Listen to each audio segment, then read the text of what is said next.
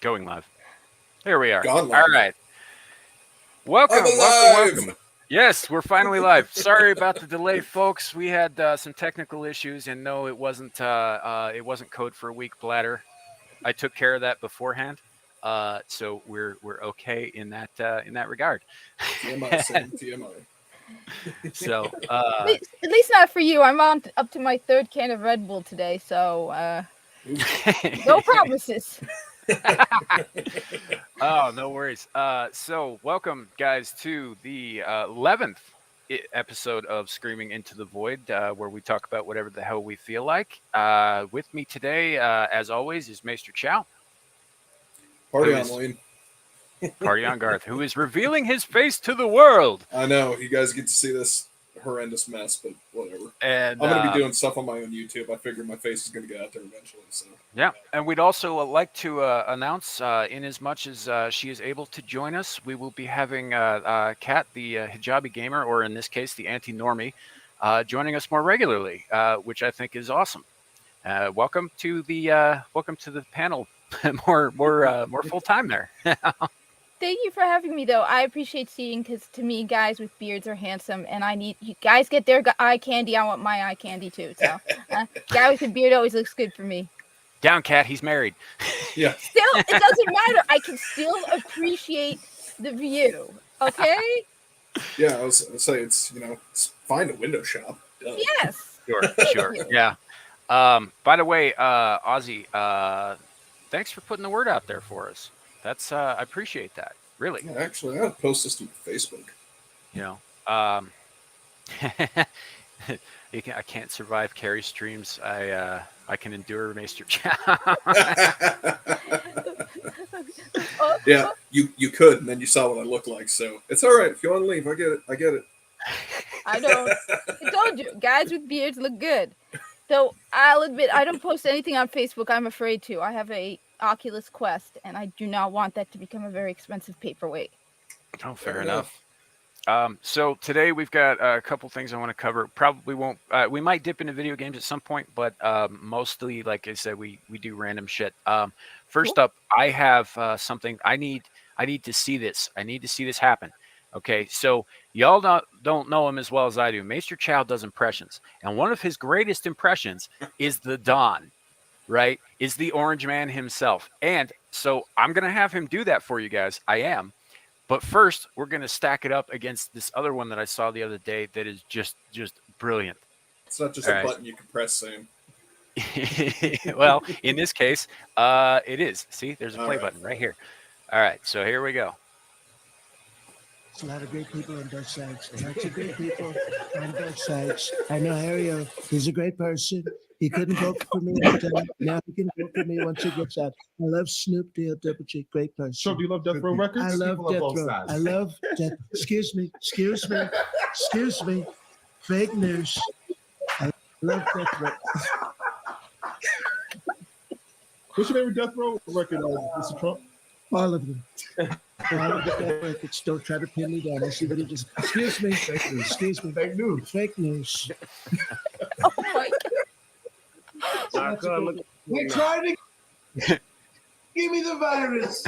I need the virus. They try to give me the virus. Like, who is they? So that, folks, was Jamie Foxx doing one of the best impressions of Trump I have ever seen. Oh my God. No, wrong. You see, the problem with that is he didn't do the tiny accordion nearly enough with his hands. I am the best tiny accordion player. You all are not as good as me. It is the best. I'm huge in the tiny accordion circuit. Thank you, people. Jamie, that is phenomenal. Wow. It is. It was impressive. And no, Josh, I didn't actually show the same video last week. I just saw it the other day, and I know it says here it's been out for a while, but I have only recently discovered it myself, so I thought I would share it with y'all. It was being hidden by China. Yeah. Wait, is that for real? Like, it's not like they did a voiceover. He really... Oh, yeah. Yeah, Jamie Foxx is the man. I love that guy. Wow. Apparently Sam just cut out. Weird. I just don't think, StreamYard likes him some days.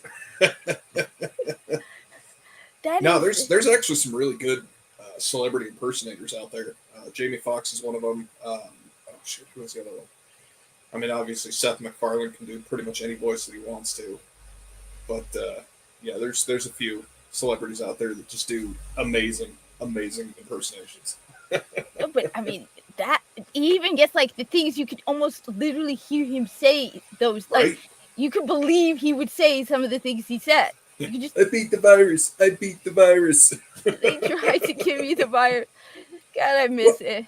speaking of which, I mean, I guess I try and stay away from political stuff most of the time because yeah, it's just everyone their dog has a political show, and I don't we don't want this to turn into that. But Mm-hmm. lately, apparently the Democrats are now ragging on Trump really hard, saying he's awful because he put out the vaccine.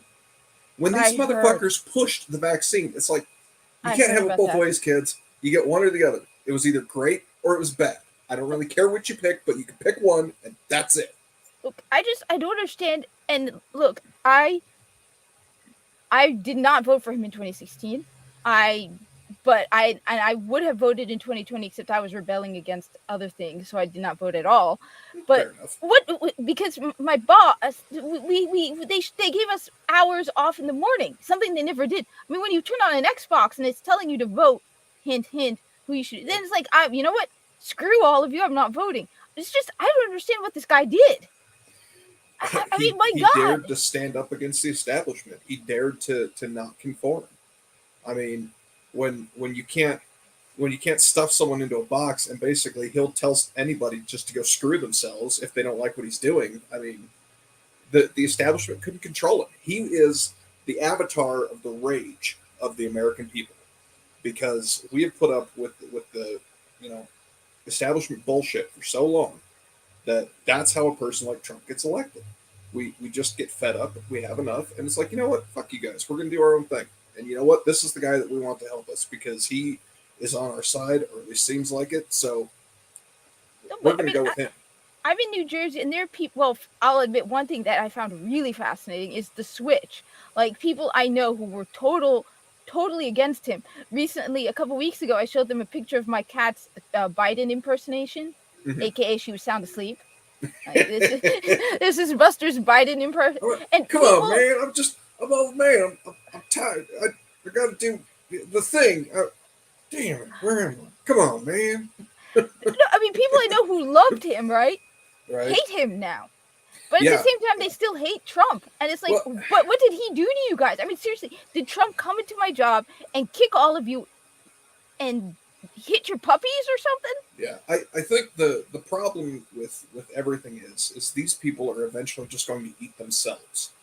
I mean, it's the inherent shittiness of an establishment like this, and you can even say it's the inherent shittiness of communism. Eventually, they cannibalize themselves. They can't help it.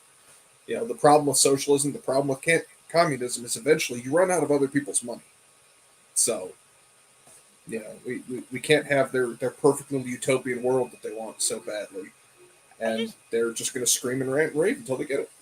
I don't understand what is so wrong about saying "Make America Great Again." I mean, look, I was Nothing, born if you ask here. me. Yeah, I was born here. It sometimes people don't realize it, but I was born here. I'm an American. I want me to be a priority because there was a while back one of the budgets they were putting in was giving money to Egypt. It's like my Well, family's in Egypt. I don't want American money going to Egypt, let alone. like one of the most recent omnibus spending bills sent like $1.8 billion to Pakistan for Pakistani gender studies. Why the fuck are my tax dollars going to that? That is what I want to know. Why is my hard earned going to paying for Pakistani gender studies? And I'm a Muslim, and I don't agree with that either. I was born here. I want my tax dollars to help me. This is Exactly. my country. I worked my butt off for those tax dollars. It should be helping me first. And if there's any left over, we can be generous enough to give it to other people. Yeah, but we need to clean up our own house first. We need to take care of the atrocious way that we treat our veterans. I mean, I'm a big proponent of the 22 to none initiative because I've had too many friends that I've lost to suicide. too many veteran friends that I've lost to suicide, and I don't want to see that happen anymore.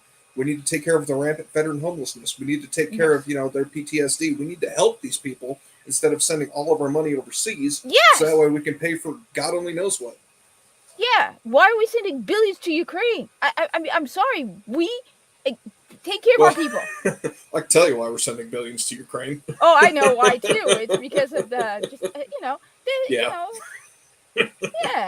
yeah. Come on, It's man. ridiculous. Come on, man. What are you asking all these questions about? I just wanted to, give them some money for the the thing. Oh, damn it. Just real quick. What the hell, Ozzy?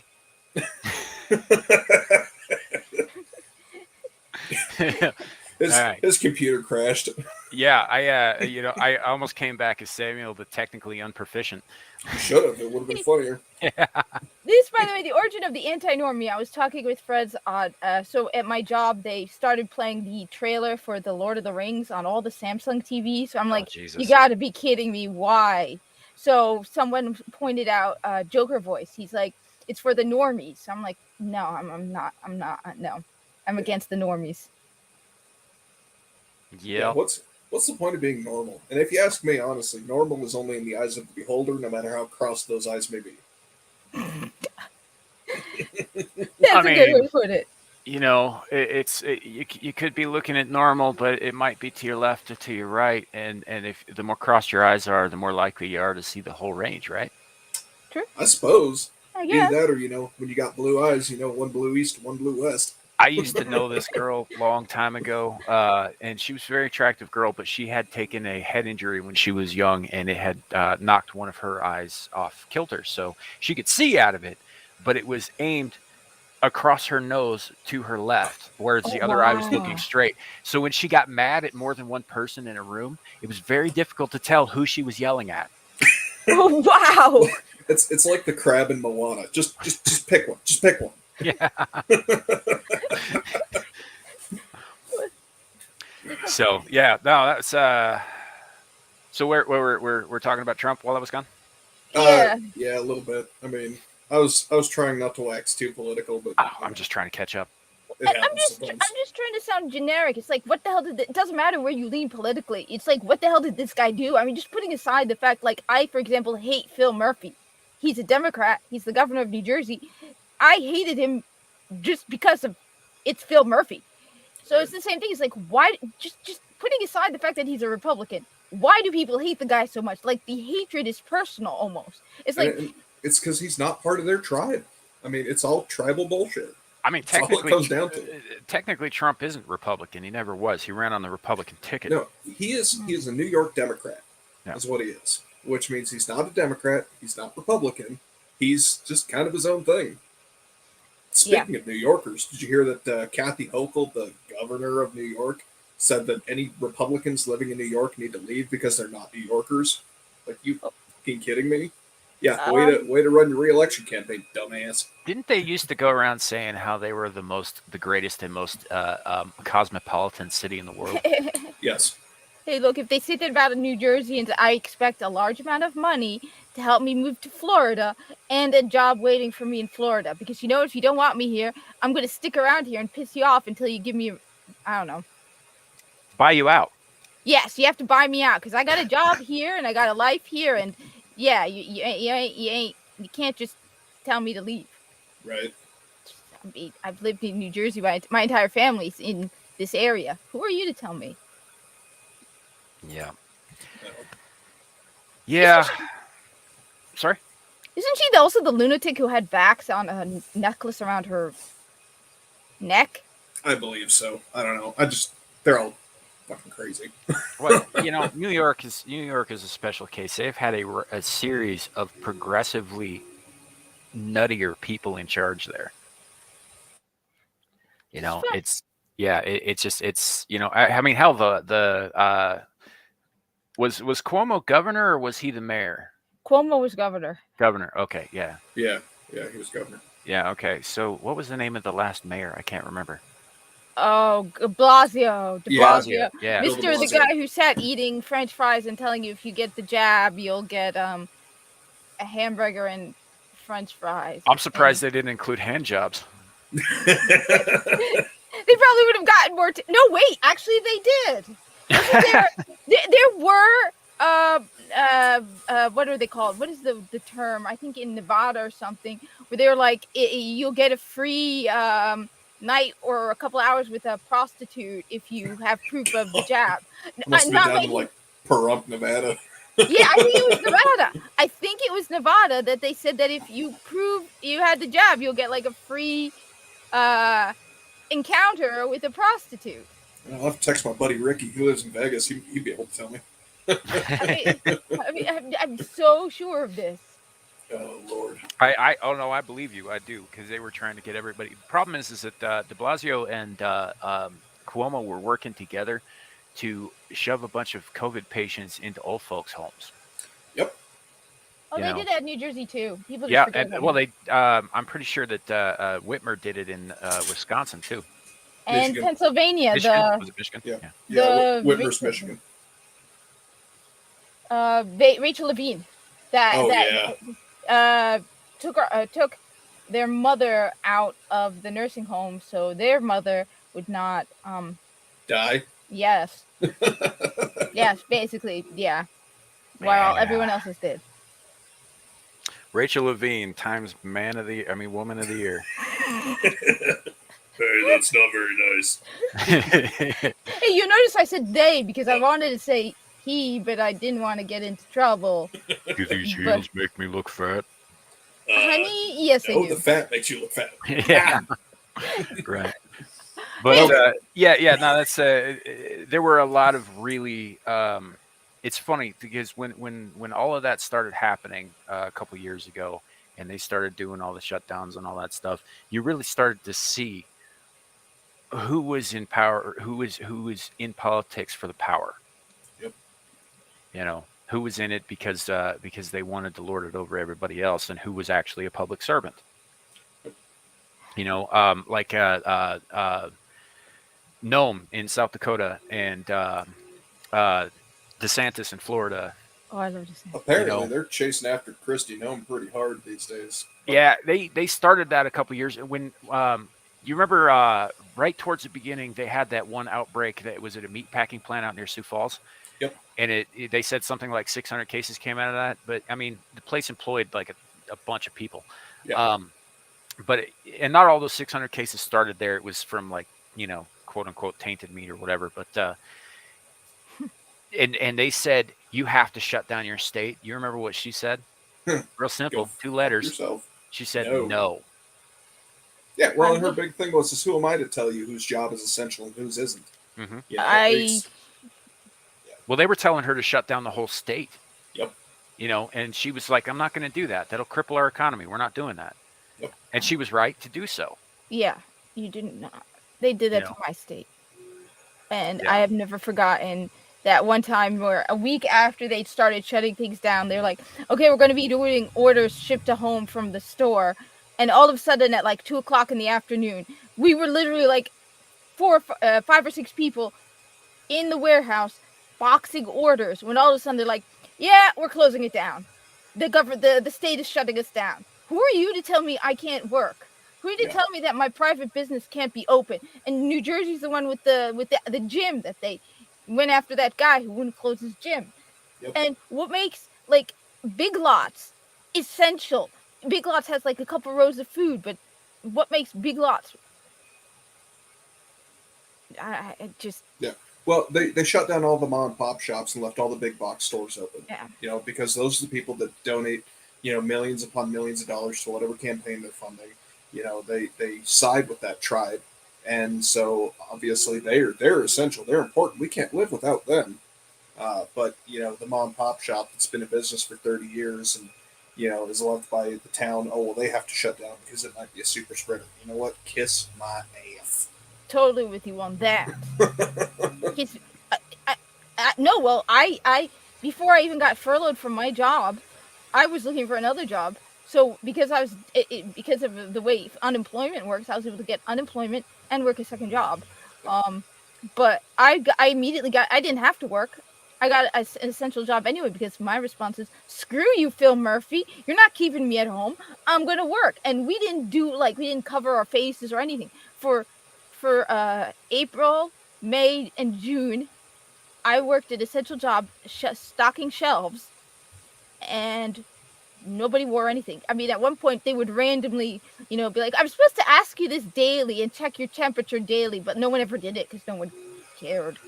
Yeah, and see, whereas at the job I worked at before my current one, once COVID hit, because we work in pairs all the time, and we would drive service trucks around, so two people in pretty close quarters. So every morning when you walk in, you have to take your temperature, you have to write it down on the sheet, you have to wear a mask, you have to do this, you have to do that. And it's like, no, guys, come on. So the moment we were out of camera range of the shop, we're like, yep, mask gone. I got into an argument with my boss at one point because I was off the clock in the store, and like, no, you still have to wear a mask. Like, but the customers don't have to. Why the hell are we wearing masks? It's humid, the air conditioner barely works, and look at me. And you're like, you think I used to wear the thing that Muslim women in like Afghanistan just to make people uncomfortable. No, I was like, you're forcing me to wear. I swear, it was a piece of cloth. It would go right. It would hang here, right? And it's the whole point. But you're making me ridiculously uncomfortable. Well, I'm going to make you ridiculously uncomfortable. That actually makes me extremely happy that you did that just for the sole purpose of making people uncomfortable. That warms my cold dead heart. Yeah, folks in the chat, if you haven't followed Kat here at the Hijabi Gamer, you definitely should. When she gets riled up about something, it is a thing to behold. It is a thing to behold. And speaking of first, Larry, good to see you here. We actually have a mod in the chat this week, and Chen Li, haven't seen you before. Welcome. Hope you like what you see. Stick around. We have fun. I'm actually kind of surprised your pizzeria didn't get shut down, especially being in California. Yeah, so that's actually that's actually true. But yeah, you are fortunate, and that's amazing. That's great. See, I had an essential job at the time. I was working in a hospital. I was not only working in a hospital, I was the guy who cleaned the surgery suites to make sure they were free of infection, right? My job was absolutely essential, and I still got furloughed.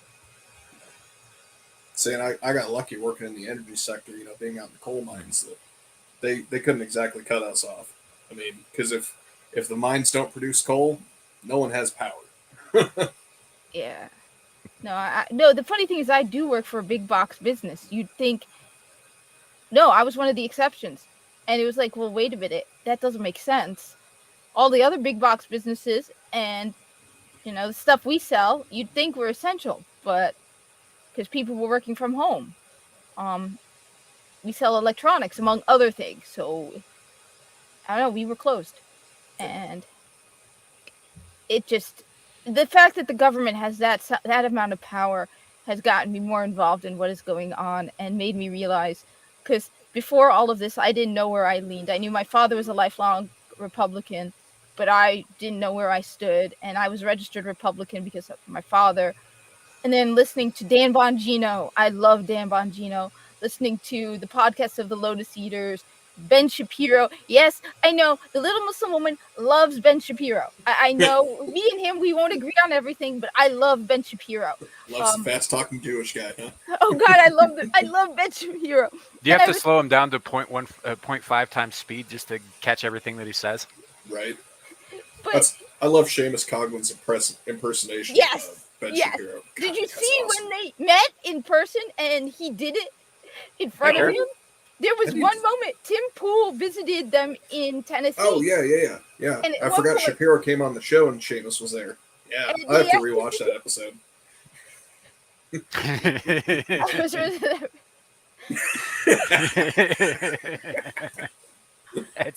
That's good, man. That's good. Dan Bongino's my man. I love Dan Bongino. Love Dan Bongino. Absolutely love. And every Friday he's like, it's Friday. So. I wasn't sure where I stood for a long time either. I know that as I got older, when I was younger, I was probably a good deal more liberal than I am now, to a degree. But as I've gotten older, as I've become a parent, as I've contributed to the taxes in this country and Social Security and all that stuff. And I've seen where my money's gone and what it hasn't actually accomplished for anyone. I have become more conservative as I go, but I am registered as a Republican, but that's only so I can vote in the primaries. I wouldn't call myself a Republican because I see a lot of those guys being pieces of shit too. Yeah. So I would say I'm for the American people. Yeah, you're a populist. You're a conservative leaning populist. Yeah. Which is what I think we need more of. It's more populist people. I mean, I don't care if you're a liberal leaning populist or a conservative leaning populist. You need to be a populist because those are the people that will save this country. That was Trump's big thing. Is he's a populist. Yeah. He put America first, and that's what we all need to do. Yeah. So I agree too. I think we need. That's why I don't understand why people think "Make America Great Again" is a bad thing. It's not. It should be a priority to everyone. I want every person who's running. If you want me to vote for you, the first thing you say is, "I'm going to make the citizens of this country a priority." I mean, my dad wasn't born in this country. He's been a citizen for over 40 years. He considers himself an American. He's paid and worked hard, and so he's a part of this. And he wants, he has the right to be considered a priority. He didn't come across illegally. No, he came the legal route. He went to college and he got his master's in America. He worked very hard, and it's just frustrating and sad. And Yeah, Ozzy, I'd have to agree with you. Sticks Hexenhammer 666 is pretty good, and he does some quality research. He really does. I don't agree with the guy on everything, but I do think that he takes the time to make sure that he's getting things right before he puts it out there, and I appreciate that in the guy. If you haven't checked him out, I would recommend him. He did a beautiful, just before the Wyoming primaries, he did a beautiful breakdown about why Liz Cheney was going to lose about 2 weeks before it happened. Just going by numbers, sheer actual numbers, registered voters in Wyoming, the fact that it's a super majority, and even if all the Democrats switched over to Republican just to vote for her, there still wouldn't be enough to come within 30 points, which he was right about. Were you there when it happened on Tim Pool? Alexia? Oh yeah. I did watch that. Yeah, I did watch that episode. I don't watch a lot of Tim Pool, but I did watch that one. Yeah. I love where it's like, we're not going to hear about this for a long time. Then 5 minutes later, Welcome. they're like, they called it. It's like, no. It's like, yeah, they called it. It's like, hey, Alexia, stop breaking your stuff. I need you to be recommending more games to me. She likes to torture me by recommending even more games to my massive back library. Why do you hate me so much? Yeah, it's she. I don't think she does hate you. I think she's showering you with pixelated love. Because my library of backlog of video games is already massive, and I need more recommendations. Yeah, that's an addiction, Kat. Hey, it's No. only addiction if you admit you have a problem. Yes. Also, as long as you don't admit that there's a problem, it's not an addiction then? Yes, Correct. like me with Red Bull. I don't think I have an addiction to Red Bull. I just drink 3 or 4 cans a day. Fair enough. We're not going to talk about what my addictions are. I'm not obsessed with my cat. I just think about her 24/7. Oh, fair enough. But that's more of a, don't take this the wrong way, but isn't that kind of an Egyptian thing with cats? Yes, absolutely. You I think we know? need to go back to traditional Egyptian values. When the Egyptians ruled the world, what did they do? Worship cats.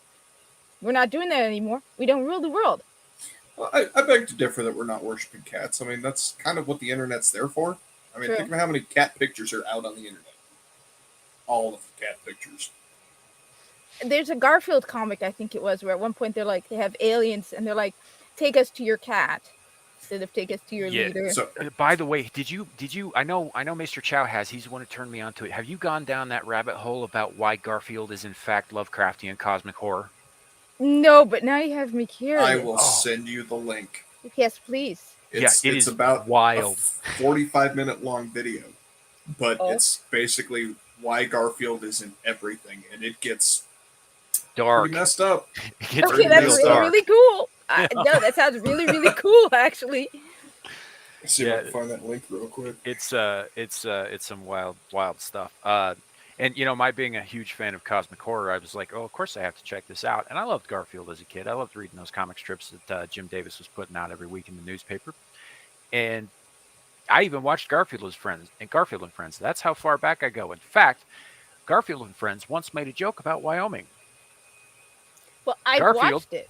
pointed to a map and he said, Wyoming is an old Italian word for no state here. Right. Hey, New Jersey is an old Italian word for Little New York. Hi, Amanda. Yeah, it's yeah. So, but yeah, I was enthralled with this, and it's very much like Lovecraft himself couldn't have come up with a more madness inspiring rabbit hole. Okay, that's curious. I gotta see. That I definitely have to see. And I've been drinking Red Bull for several years now, and while my entire family caught the coof, and they all had the jab, and like I'm literally in the same house with all of them, and they are all sniffing and hacking and coughing, and I'm the only one who not only didn't get the jab, but drinks ridiculous 4 cans of Red Bull a day, and yet somehow seem to have passed me by. So might I say that maybe 4 cans of Red Bull a day keeps the coof away? I mean, I'd do it. I'd say it probably because it burns everything out. It worked. All right, Kat, I just put the link in the chat. Ooh, cool. Now I have definitely got to see this. I got to say this. I am absolving myself of all the blame right now. You have been sufficiently warned. It gets fucked up. Doom is one of my favorite video games. Doom Eternal is one of my favorite video games. Cult of the Lamb is a brilliant video game. So how is that? I was looking into that one. You can literally feed your followers. Am I allowed to say the S word? You're allowed to say whatever you want. Okay, you can literally feed your cult followers shit. How can you not enjoy just the fact that you're a teeny tiny little lamb that looks adorably cute? And yet, like, there's this one amazing reviewer who's like, my first follower followed me obediently and followed me loyally. And then one day, he slowly started to turn his back on me. So I killed him. Then I brought him back as an undead follower who would, commit self-deletion every time. Like, I would go into a dungeon, and the first thing he's programmed to do is find the first person and kill himself. Then be resurrected and do it in the next room. It's like, so now he lives an eternal damnating life of death and suicide because he dared question me. It is just a... Yeah. Yes. I think Alexia's got a point here. Slept in the same room as people with COVID, never caught it. Gamers are just built different.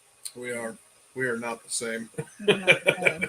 I mean, I've had it twice myself, but you know what? The first time, I say that I've had it twice. I don't know that I've actually had it twice. The first time, I know I was exposed to it because I was working in a hospital when it was first ramping up and all that stuff. I know I was exposed to it, but I was exposed to all kinds of things. And I would like to put this out there for everybody's consideration as well.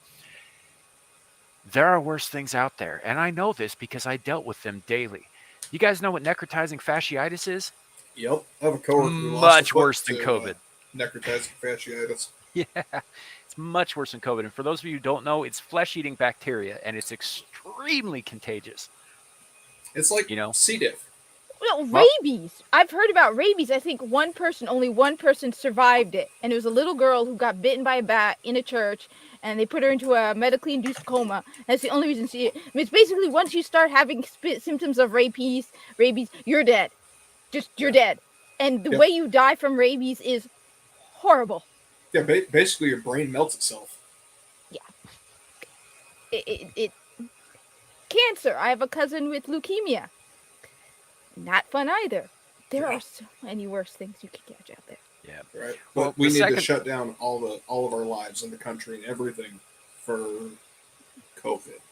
Yeah. No, it's the common cold, but worse. Because the common cold is a coronavirus. I'm telling you, when I had it, that I knew that I had it, I had no symptoms for about a week, and then I had about 30 hours of feeling like crap, and then it was done.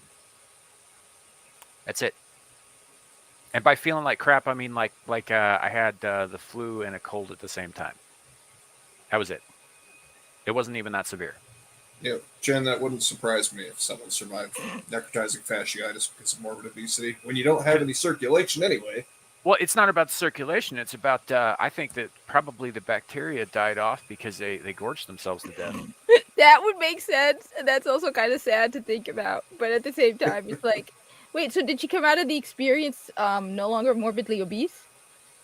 Doubt it. Well, with the gaping wounds, I'm sure, but you Yeah. know, She lost weight, but not like that. it's like going to a loose meat restaurant instead of a liposuction clinic. It's not going to end well. Oh, Right. God. You know? So I used to, when I was a kid, a friend of mine and I had created a comic book character when we were kids. A guy named Chuck Slaughter. He wore a hockey mask with horns on it, no shirt, black slacks and shoes, and carried an axe. And one of the comic stories that we did was where he opened up a loose meat restaurant, but on the other side of the street there was a liposuction clinic. So he would go to the liposuction clinic, he would hack the fat off, and then he would serve it to his customers on the other side. Oh, that's awesome, and yet just totally messed up. Yeah, I think I was 11. You know. All right, AFK, be right back. Whoa, cool. So yeah, no, it was a fun character. He was the protagonist of the story, but he was not the protagonist in the sense that he was the good guy. You know, because he wasn't. Definitely not. You know, it was in his name, Chuck Slaughter. He just, he went around killing people for no reason. Think Johnny the Homicidal Maniac if it was drawn by a 10-year-old. No, but I think that's one of the problems we have these days in entertainment. I was talking about it with my live stream that we don't have kids who do what you did as a child, which is come up with characters of your own. These kids these days don't have that. And so people are like, why is entertainment so dead and boring and horrible and reductive? And it's like, because they didn't use their imaginations as children, whereas most of us, my brothers and I would put gloves on our feet and pretend we were monkeys. Yeah. See, and we used to pretend we were these made up characters on the playground in grade school. I was my favorite one to play as when I was a boy, third, fourth grade, was the Teenage Mutant Ninja Turtles, the Rat Splinter. Yes. Okay, think that, but like built like Schwarzenegger and 6 feet tall, Cool. and then augmented like RoboCop. Okay, that's very cool. Yeah, I don't think I ever had a name for it or whatever, but yeah, it was a lab rat that got experimented on and then became a superhero kind of thing. And that was, and you got to keep in mind too, like I was watching things like Secret of Nim and RoboCop and on all this at these, at young ages. So it planted all these ideas in my head. I was much more creative back in the day. I wanted to join the Air Force. We would run around and make up our own A-team missions because we loved the A-team. And I wanted to join the Air Force because of H.M. Murdoch. I even wrote a letter to the Air Force Academy when I was like 12. I'm like, I want to join the Air Force. And they sent me a letter back with all the requirements to join the Air Force. So, yeah, I'm sorry. Go ahead. We made up our own stories about the A-team. Each one of us was a member of the A-team. Sure. Yeah, that. Yeah, you had mentioned that you were a big A-team fan. Still love the A-team. Still love the A-team, and it was a quality show. And it was creative. Yeah, it was. Ozzy, sorry to hear that Carrie's not doing well. I'll have to email him after the show and see how he's doing. An old and amazing reference. Which reference would that be, Alexia? Because I make a lot of references and I don't actually remember what I said 10 seconds ago. Most of the time. I don't remember what I had for breakfast this morning. So when people call me out on shit that I said like 2 years ago, I'm just like, okay, that sounds like me. That might have been me. Yeah, it could have been. Wait, was that 2 years ago too? Yeah, something like that. And I didn't know that. I did not know that Johnny was supposed to be in Invader Zim. Speaking of obscure references for people who don't read indie comics. I mean, the show was on Nickelodeon in the afternoon, so I could see why they wouldn't put him on there. Because, yeah, the guy, I mean, he once carved open a dude's brain, a pedophile's brain, in front of a little kid to show him that there was nothing to worry about in an alley. Cool. Just pulled it right out of the guy's head in front of this like 5-year-old kid. Wow. It's a dark comic book. Well, I just posted on my thing about a 7-year-old who's with two adults in an empty corpus base, and they come across a room full of dead bodies, and the 7-year-old's like, "Wow, look at all the dead people!" And they're like, "Kid, get out of there!" And he's like, "No, I want to see the dead people." He's like 7. We're talking about Johnny the Homicidal Maniac. Yes, we are kind of. Nice. Yeah, well, Nice. apparently, John and Vasquez wanted to have him in Invader Zim, and that it didn't happen for obvious reasons. Yeah, I couldn't imagine why. You know, like I was just describing the scene where he murders the pedophile in front of Squee out behind the mall to show him that there's nothing to worry about. Yeah. By the way, don't say that they should be castrated on Twitter, or you'll get a suspension for 12 hours. I did that, apparently. Oh. Yeah, I got suspended for 12 hours because I said that. Well, I technically said they should be castrated in response to a video about how they should be recognized as their own orientation. And I said, no, apparently you're not supposed to do. That's because Twitter and most of these big tech, but Twitter especially, and Reddit are protecting pedophiles because they employ pedophiles. Well, they call them minor attracted persons now. Yeah, how can you be so insensitive to their disgusting, horrifying, sickening? I'm not going to call them that because it's a euphemism and it's meant to help normalize the idea that this is okay in any way, and it's not. So you know what I call them? Subhuman degenerates. Cannon fodder. Yeah. You know, and like I said, we actually talked a little bit about this on the Linus' show on Thursday. A rabid dog terrorizing your neighborhood is not responsible for being rabid. It isn't. But that doesn't mean you don't put the threat down. You remove it from those it's threatening. You know, and I think the same thing applies there. Jen, yes, I wholeheartedly agree with you. Yeah. Yes. No, but on top of the, sorry. I was at another coworker. He was when he was in prison. What they would do to those mows when they found out exactly what they were in prison for. It was honestly the wood chipper's probably kinder. Yeah, right. No, I heard that too. I heard that that they are if even the most hardened criminals in prison look down on them. You know these are horrible people, and yet somehow you want us to accept them. No. You don't hurt kids. What bothers me the most is that they're trying to co-opt the LGBTQ alphabet soup movement to it, saying, you know, LGBTQP or LGBTQ map, whatever. Yeah. Well, the LGB is that's disgusting. Back, so absolutely. You know. Well, yeah. You know, there's that Gays Against Groomers group, which I think is amazing. Well, I don't understand why the T was allowed on there in the first place, because the T's very existence kind of negates the LGB. Yeah, yes and no. I mean, you can have, you know, trans people and them not be, you know, LGB or whatever. I mean, now, obviously, after they transition, if they still, you know, go with the same sex that they were with before, that might be construed as, you know, T or I guess G or B or whatever you want to call it.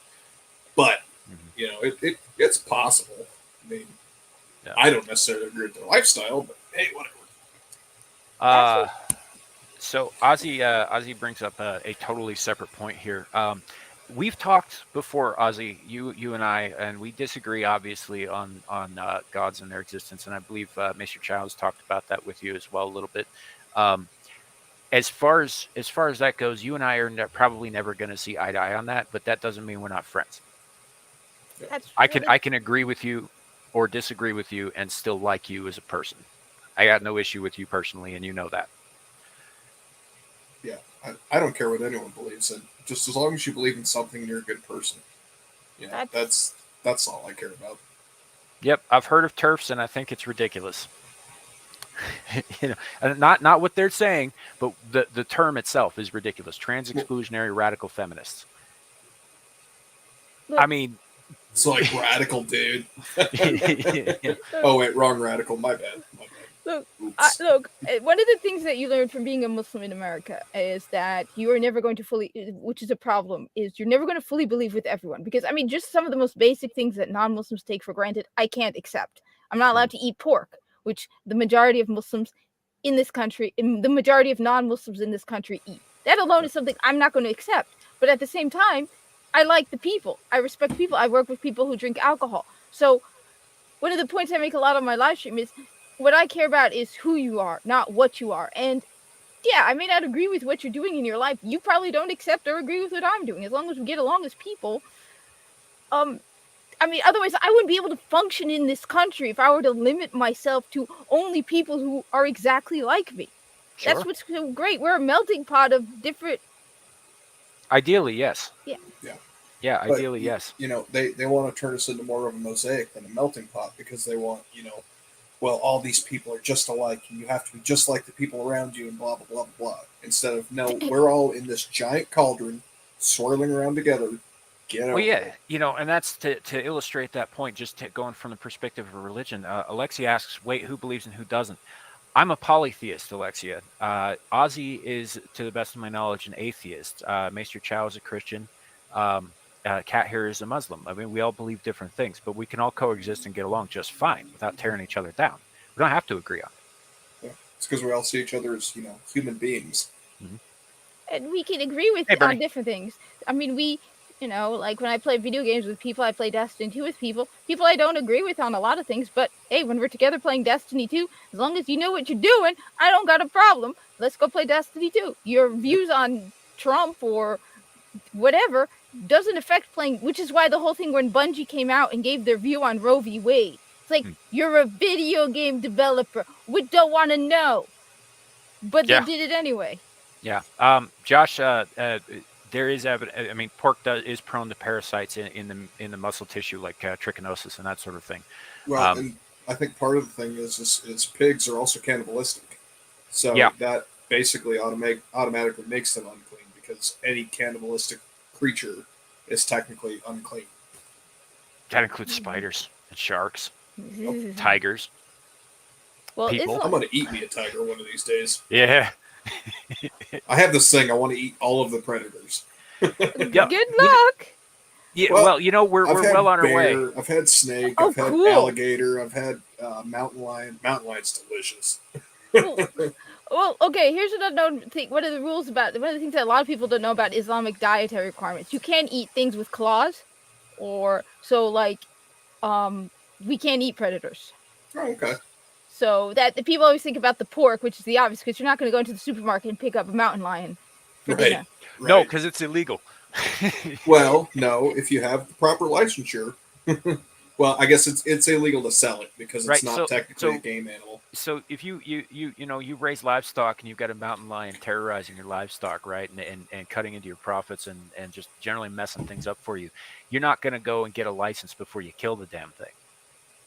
Right. I wouldn't know. I live in New Jersey. I don't think I'm ever going to eat coyote, Bernie. I mean, they're not a predator; they're a varmint. They are more scavengers than they are predators, but they do. We don't eat them; we just shoot them. Yeah. Well, I've had coyote, and it's tastes like dog.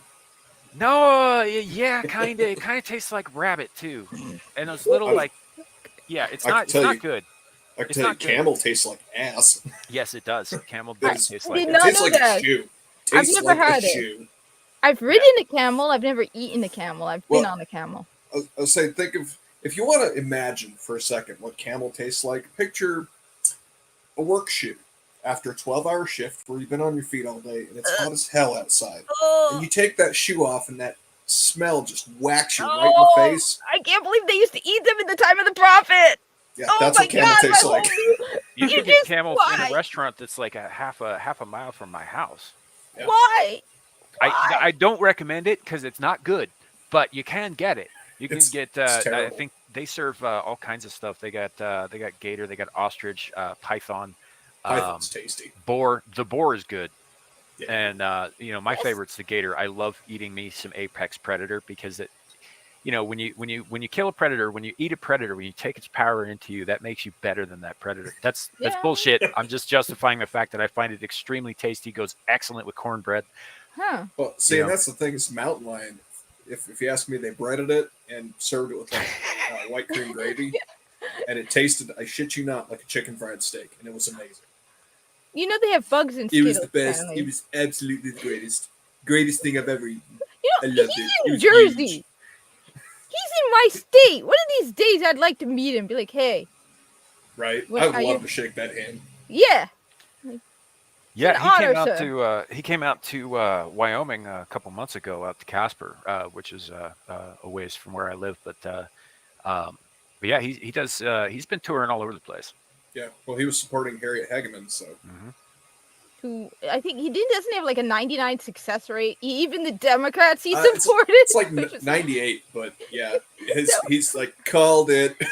Somebody and better that's- answer that phone because Trump called it. Yeah, and that's the thing. And I forget where I heard this from, or I'd credit them. But somebody said not that long ago that there is in fact a third alternate political party in this country, but it's embedded within the Republican Party. It's the MAGA Party. Yeah, I've heard that too. You know, and they're but they're not the Republicans. They're just using the infrastructure of the Republicans because. Well, they have to. I mean, Yeah, well, yeah, that's- because that's look at what the- happened to the Tea Party when they started up with no infrastructure, and look at them now. Yeah. You know, or the Green Party, or any number of the other ones. Hey, The only ones I can think of besides.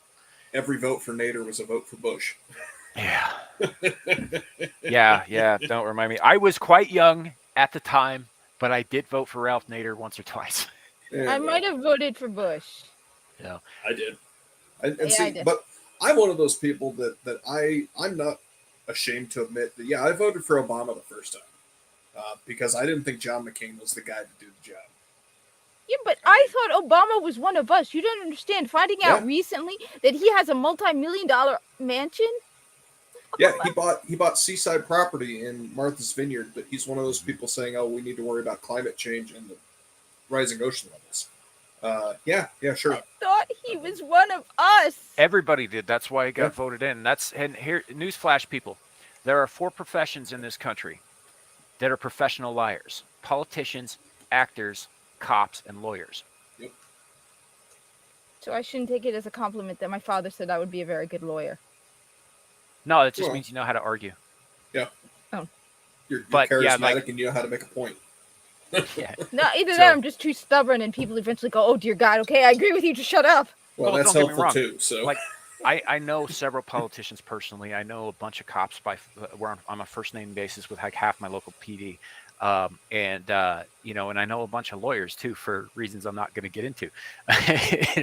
But and some of them are very good people. Some of them are. The vast majority of them aren't. People don't generally get into those positions because they want to help, and even the ones that do eventually get turned at some point. well, that's because they become really badge heavy. Yeah. You know, they see themselves as the badge and the authority, and look at me. You got to do what I say. I'm the law. I am the law. But yeah, it's that. I think that's the big problem. They all start seeing themselves as Judge Dredd eventually. Yeah. and not the good Carl Urban version, the shitty Sylvester Stallone version. Which is why the best person who should be president is someone who doesn't want to be president. Like the guy I work with. We were joking. I was telling them it would be awesome if we could just completely replace everyone in office. And so I'm going around telling people I work with, okay, you're going to be the new senator from New Jersey. I was going to make myself one of the senate. And I'm like, okay, Gary, you're the new president. He's like, I don't want to be president. I'm like, that's why you're going to be president. Yeah. You know what? I'm. The more things that go the direction that they're going, and Maesterchow and I have talked about this kind of extensively, but I'm leaning in favor of isolationism, at least in the short term, for this country. And what that means is that we definitely need to build some walls. Obviously, finish the one on the southern border. We need one on the northern border too, because fuck Kanakistan. No offense, Aussie. I'll But tell you my plan to take over Canada when you're done. the third wall will go around the District of Columbia. And we will That's a good declare it a idea. no man's land and get on with our fucking lives. That's Right. a good idea. That's a very Because good we idea. do not need them, they need us. We don't Correct. need them. All the states have been set up to be able to govern themselves, and that's what we should be doing. That's what the 10th Amendment was there for. Can we just lock Phil Murphy behind that wall in the District of Columbia? Absolutely. Because I We hate that will man duct with a tape him to passion. the ceiling behind the wall. He won like by 1%. That's And the it- margin of error. They should do a recount until No, they but, find enough votes for the opponent. The worst part is Project Veritas actually caught a video of someone in New Jersey where they're like, it's like he's not even a citizen. He's like, I'm from Ireland. He's like, I voted in the last election. Like, wait a minute, but you're not a citizen. And they voted for Phil Murphy. It's like, wait a minute. So something is mighty suspicious going on. Yeah. Hey, Ozzy, are you referring to the whale or the president's dick? Wait, does he have 'Cause, one? I mean, I gave up on D after Free Willy too, if you know what I'm saying. If you know, you know. I did not have sexual relations with that woman, Miss Lewinsky. No. In the case of Biden, it'd be like, I cannot have sexual relations with that woman. It's been 50 years since I was I able don't to. know why it doesn't come up anymore. Maybe it's from being married to Hillary for too long. Wait, did you see the trailer for they tortured me in Royal Rumble on Friday with that trailer with that new show about Clinton, and it's one of those other we're all women, we're all Oh, oppressed. Jesus Christ. We need to stand up for ourselves because we're all oppressed. Lady, That shut up. woman is not oppressed. That woman is oppressing. Yeah. Yes. Oh, You know- I was going to tell you guys my plan to take over Canada. And Right. I Please promise do it. you this will work. Okay? Do I it. guarantee it. So, you ever been to Canada and see what their border patrol huts look like? They look like about the size of them little coffee shops that they have in like parking lots. Just a little like almost shed looking thing. It looks like a toll. I'm trying to remember. I haven't been to Yeah, Canada in almost years. like a toll booth. Yeah. So all we got to do is pick those booths up and move them north 5 miles every other year or every year. Mm-hmm. And they'd never notice. It's only 5 miles. Who's going to notice 5 True, miles? But true. eventually, they run out of land, and we have a lot more of it. Hey, I was gonna say, why not the next Canada, like in the Fallout series? Right? I'd be all right with that.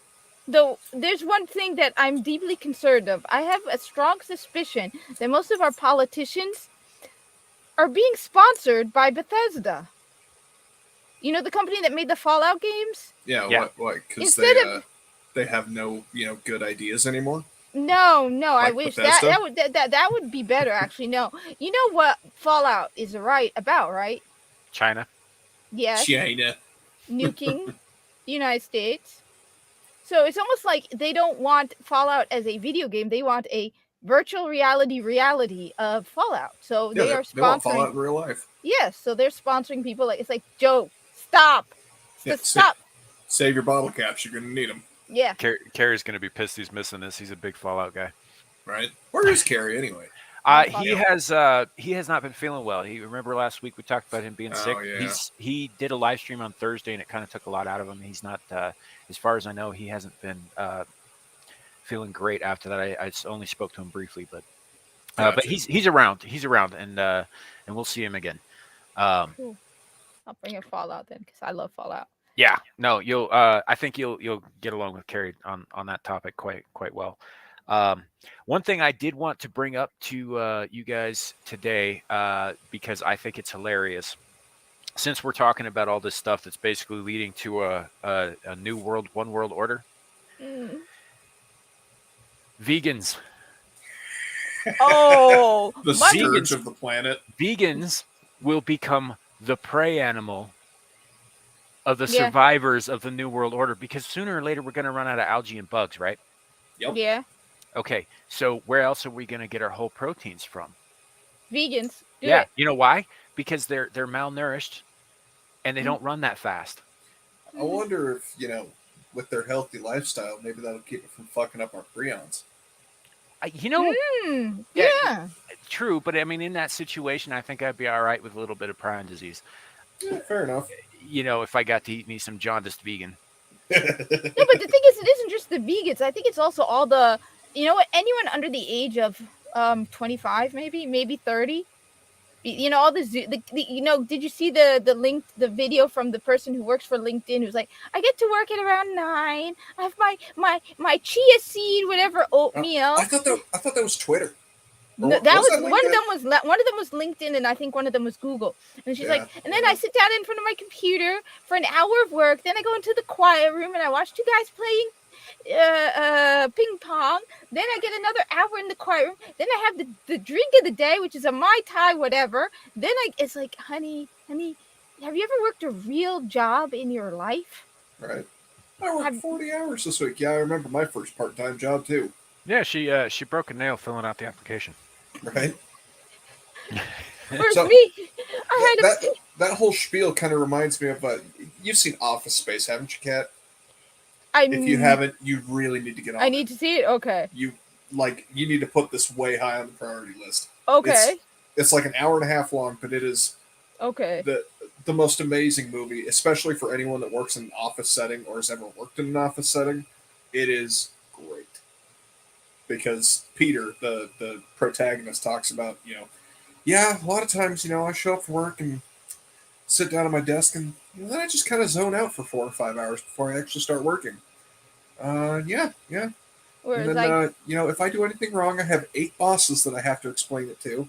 So that's 8 times that I have to tell the same thing over and over and over again. It's great. Whereas you I need to had watch Office somebody Space.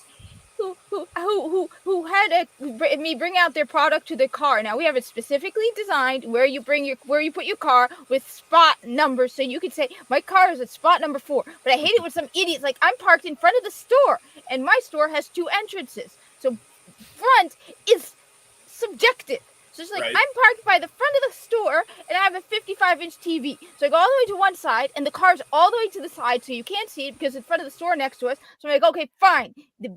She's on the other side. So I go all the way to the other side, don't see the car. Damn it. Carrying this 55-inch TV on my shoulder, go all the way back again, finally see her car. Here, honey, here's your car, your thing. Then another person immediately after that has their own 55-inch TV. I am literally on my feet for the entire time. Now, I only am allowed 40 hours. I personally would love more than 40 hours. What the hell? What is it with this stupid OT thing? I would love 50 hours, 60 hours without OT. But no, I'm not even allowed. So by Friday, because I need to be there early to do other stuff, it's just, but no, 55-inch TV.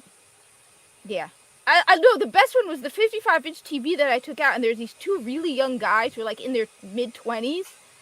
And here I am, this tiny 5-foot woman with the 55-inch TV. And the moment I walk towards their car, they're like, "Oh my God, let me help you!" It's like, yeah. Don't worry about it. I got it. Hey, Bernie, if you're a vegan, I got one piece of advice for you: cardio. Run. No, good. No, Bernie, it's been nice knowing you. It's been nice knowing you. But the last time I get to know you is when you're being cooked over my barbecue pit. Sorry, man. Yeah, but it's that's how it's going to be because they talk about their how much healthier they are and how much longer they'll live than meat eaters, which by the way is inaccurate. Now, if somebody's diet is solely meat, you could develop problems from that. But a balanced diet is the best diet. Some plants, some animals, mix them together. And you got yourself a more healthy way of living and all that stuff. Because we're omnivores. The species are omnivores. We need, stuff from either. Not just both. Although I draw the line at fungus. I draw the line at eating fungus because fungus grows out of the ground like plants, but it has a consistency of animal liver, and that ain't right. I'm not okay with that. Also, it's possibly intelligent. I beg to differ, man. You get some really nice, big portobello mushroom caps, and you marinate them. Okay, I didn't realize you included marshmallows, especially on pizza. No, but you also need a physical lifestyle. I bike to work every day, and I'm flexing. Yeah, I know I'm a woman, but still flexing. Yeah, I've had some severe ass beatings handed to me by women, so. Yeah. It could happen. You're a fairly large guy, and you're in all right shape, given everything. So I don't see that, especially not with somebody whose sole diet consists of chai lattes and soy. Yeah, and who probably is too scared. I mean, even if they had the upper hand on me physically, they're probably so pathetic and a weenie and a soy boy that if I were to hold up a stick, they'd be like, "Don't hurt me! I need to get my Starbucks." Right. Whereas I'll kick your butt without any question if the choice is between you and food. Well, think about how long they spend in line at Starbucks too, and what that's doing to their muscles in terms of atrophy. Right. You know, I mean, obviously they're using them a little bit to stand, but they're not really moving around much, so it's not really developing anything or maintaining anything. It's just kind of there. Um, yeah, and they will be. They'll be relegated to prey animals, and which I might also add, Klaus Schwab and his ilk will discover at some point if they get things rolling the way they want to, and we end up in a socialist hellscape nightmare, which they Hashtag would, agreed. yeah. If they would call it, they call it utopia. I call it, bullshit. Yeah. If things go their way, eventually down the road, there will be such a scarcity that they will find out that the phrase "eat the rich" is not just an expression. Yeah, definitely. Especially because they would have been the ones who got us there in the first place. Obviously, we let them do that, and that's not good either. But, I mean, I'd be all right eating a little bit of aged German. I wouldn't pair them with sauerkraut. Sauerkraut sucks, but yeah. Eventually, they also realize that the people who are holding up their economy, because from what I'm hearing, the whole quitting quietly and the whole, people are quitting their jobs. It's like the people who are holding up your economy are the people who are over 30. So eventually, all those spoiled brats who don't know what a real job is like and who's whining about, oh my God, you got my pronouns wrong. Oh no. I got a new pronoun for him. Yeah. I got a new one for him. And there's a Russian word that doesn't have the meaning doesn't have a direct translation to English. Obviously, it does. It's krova, which means cow. But in the context I'm using it in, it does not have a direct English translation. Okay, so a lot of the Russian gulags or prisons are kept in remote places like Siberia, right? Yeah. Where it's very cold, very harsh, very, very, very far away from anything remotely, considered civilization. And there's tigers and bears. So if you were to escape, they don't have like hefty security there because they know that Siberia will kill you if you try to escape. So a krova is the chubby person that you take with you when you escape so you can eat him later. Nice. But you convince him that he's going to escape and all that stuff, but you take him with you because you know you're going to have to eat something. Yeah. Yeah. That's what vegans will be relegated to. Korovas. Definitely. No, I love this one though. It's like my pronouns are indifferent / IDGAF. So I only have one pronoun. It'll be popping in the chat eventually.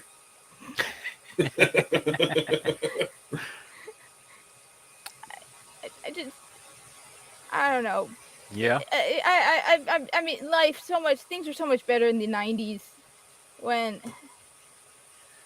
Yeah, as long as you didn't mind, the giant hairstyles, the continuation of spandex, which I maintain is a privilege, not a right, and the horrible, horrible music that came out. Ugh. True, but you didn't have signs. I posted it on Twitter.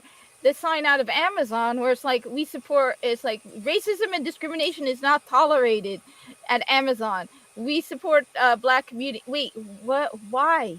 Why do you have that on your door? Oh Why? yeah, I saw your post on that the other day. I think I commented on it. It is. It's you were right when you said this seems racist because it is.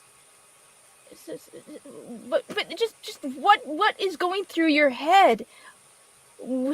No, you missed me ranting this morning where the whole Amazon and the black dwarf lady was like, I'm the first Black female actress in Hollywood. Look at me. It's like, honey, you're standing on the shoulders of Nichelle Nichols.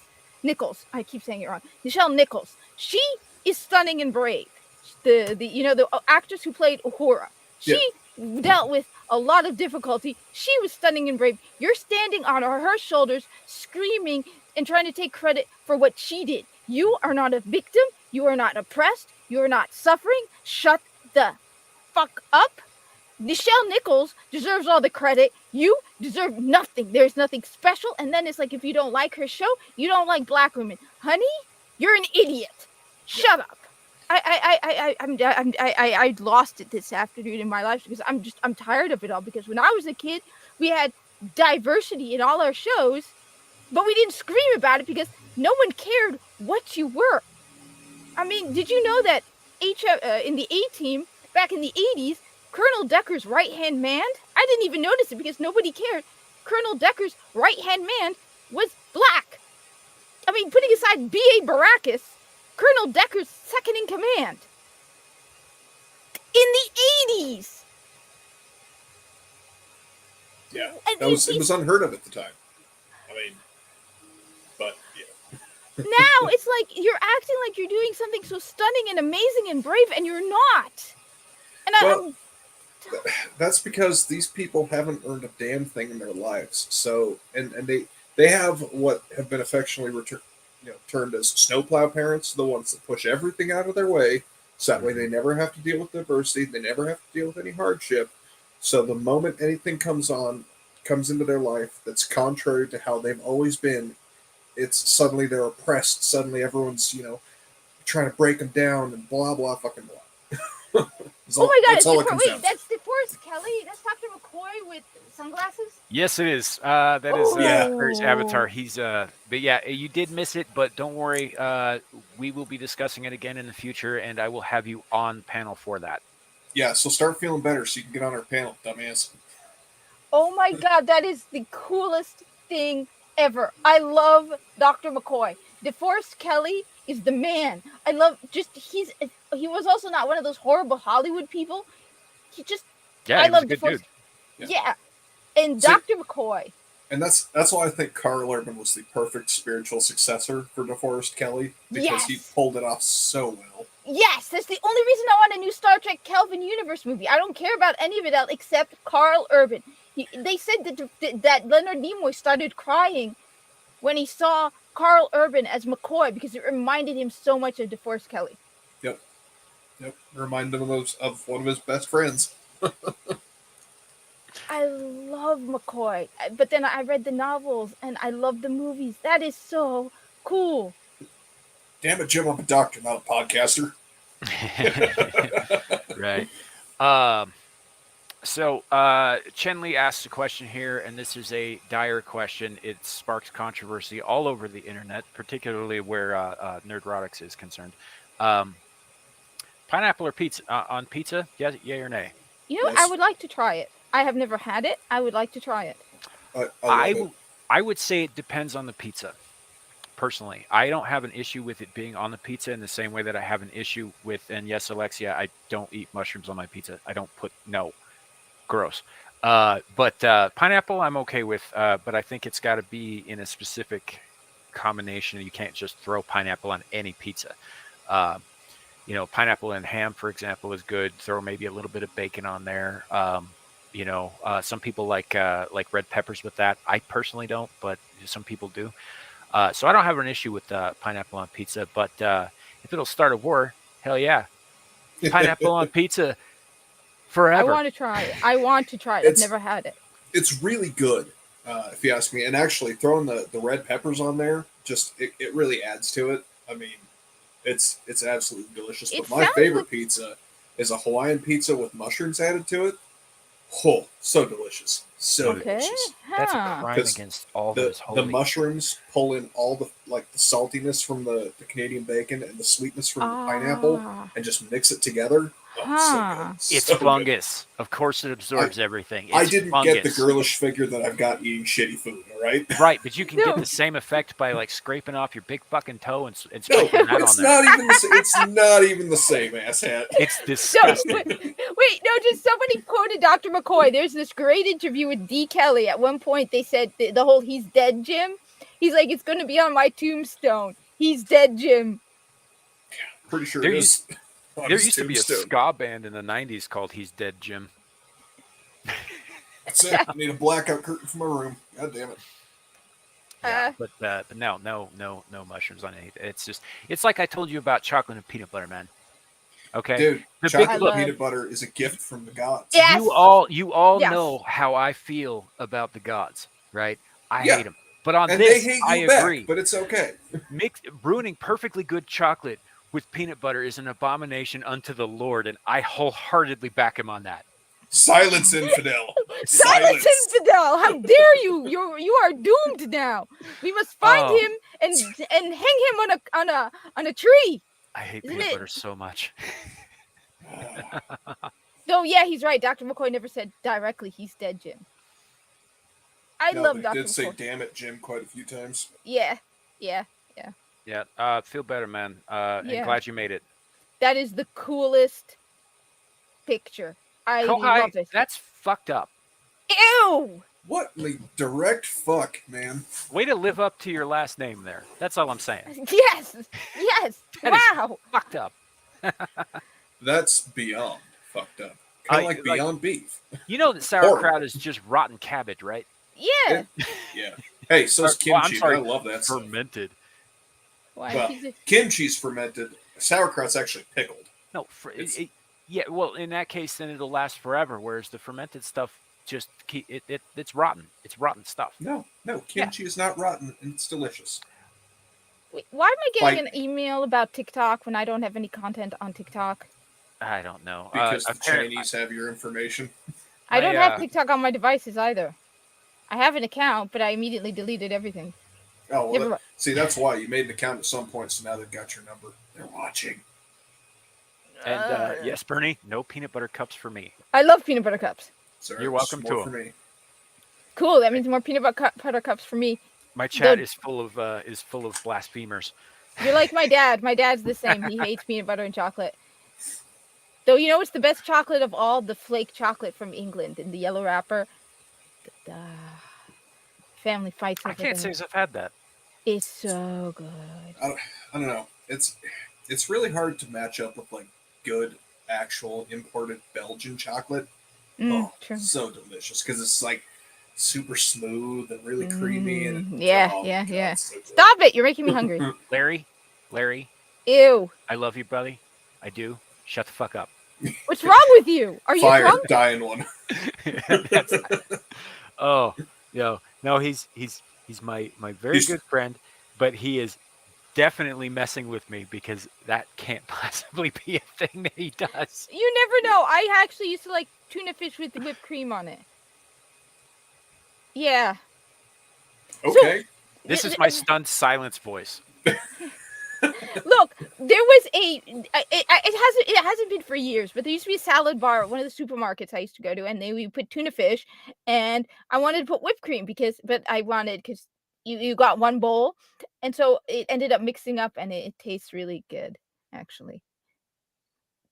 I don't Bingo, know. Bernie. Bingo. Finger Yeah. across the throat means death. I thought you were giving us the death signal. I was agreeing with you. Oh God, no. Hey, I have whipped cream here. I have this whipped cream. Ew, with pepper? What the hell is Cheyenne pepper? I think it's hot peppers. No, I think he meant cayenne. Yeah, Cayenne. Cheyenne pepper would be like what, ground Native Americans? Fun fact, Taco John's was founded by a white guy in Cheyenne, Wyoming. Huh. started in Wyoming, so the story goes.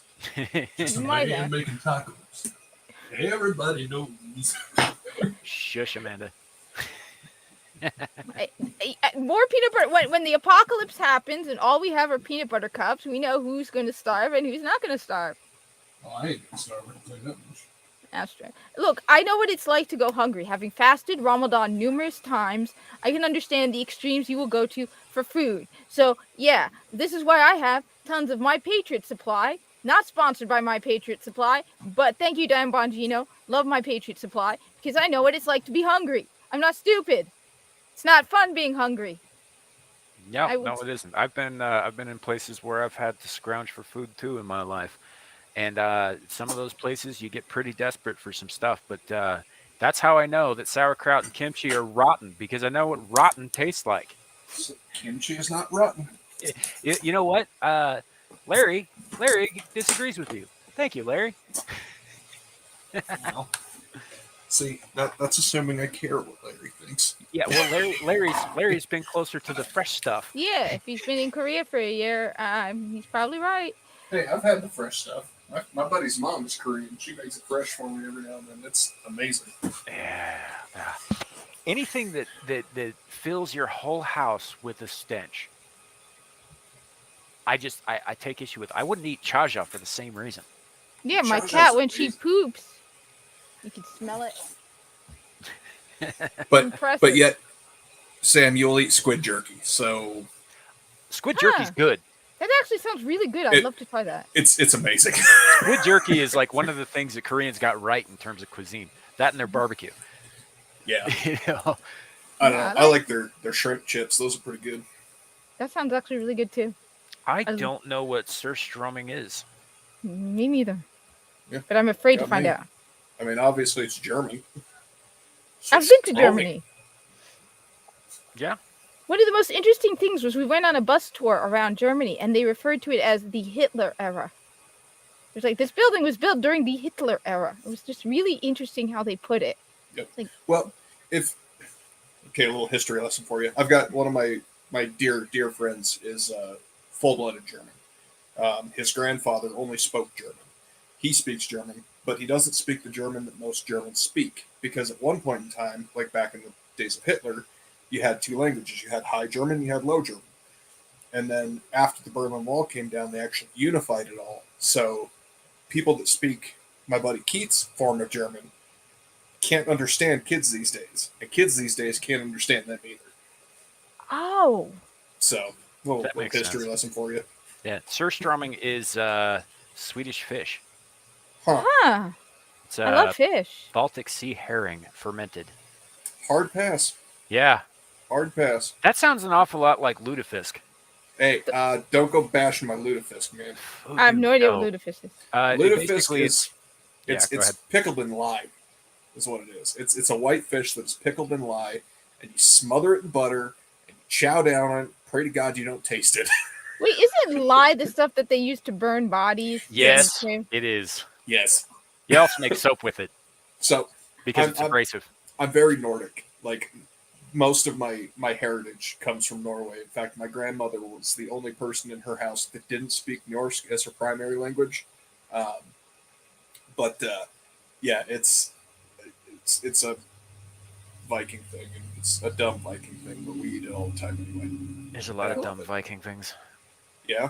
Yeah. Yeah, but the Blood Vikings are eagles. also ridiculously cool. There's a reason why you usually have something in a video game, RPG, MMORPG, that's usually like the Nords or some form of word that is like Nord implying Viking, because they're just cool. Hey, we could have conquered the world if you gave us enough beer. Okay, do it. We need something sane, and Do they you think- sound much more sane do than you what's think going that's- on. Yeah, do you think that's why they didn't make as much headway in the Arab world? There was contact, but they didn't really get that far in there, is because typically the Arabs don't drink. That's very Probably. possible. Yeah. Probably. Yeah, because They there ran wasn't out of enough beer. alcohol to fuel them across the desert. Yep. No, you know can the only- word. You Wait, can only here's pack something. so much mead. Alcohol is actually an Arabic word. Really? Yes. Alcohol, that makes sense. Alcohol. They used alcohol to make the eyeliner, and it's called alcohol. Oh, which- coal, yeah. Alcohol. Yeah. So alcohol is actually an Arabic word. Huh. Also, Huh. California. California is from because the Arabs controlled Spain up until like the 1400s. So California actually comes from the word that means land of the Khalifa, because the Muslim leader was the Khalifa. So California is land of the Khalifa. I did know that. But the thing about alcohol, I never put that together with the coal, because the coal was the black eyeliners that the ancient Egyptians used to bring out their eyes, right? Yes. And and I it's- think it was actually used for cutting down glare in the desert. Yes. Yeah. And it's actually one of the few makeups that I can wear as a Muslim woman in hijab. So normally you're not supposed to wear like bright lipstick, bright Mhm. eye makeup and stuff like that. You'll notice I don't wear makeup.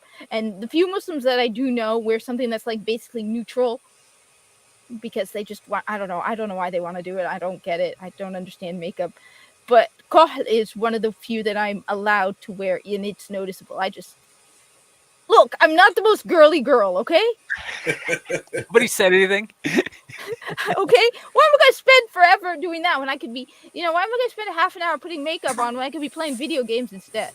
Right. There you Fair go. enough. Sounds So- like perfect reason to me. Seems like you've got your priorities in order. Yes. I'm good. Yeah. Go ahead. I'm just going to say, on the topic of Germany, I would, you know how they talk about diversity in Hollywood? You know, I want to know who I would love them to make a movie about? John that? Robb. The guy, you've never heard of John Robb?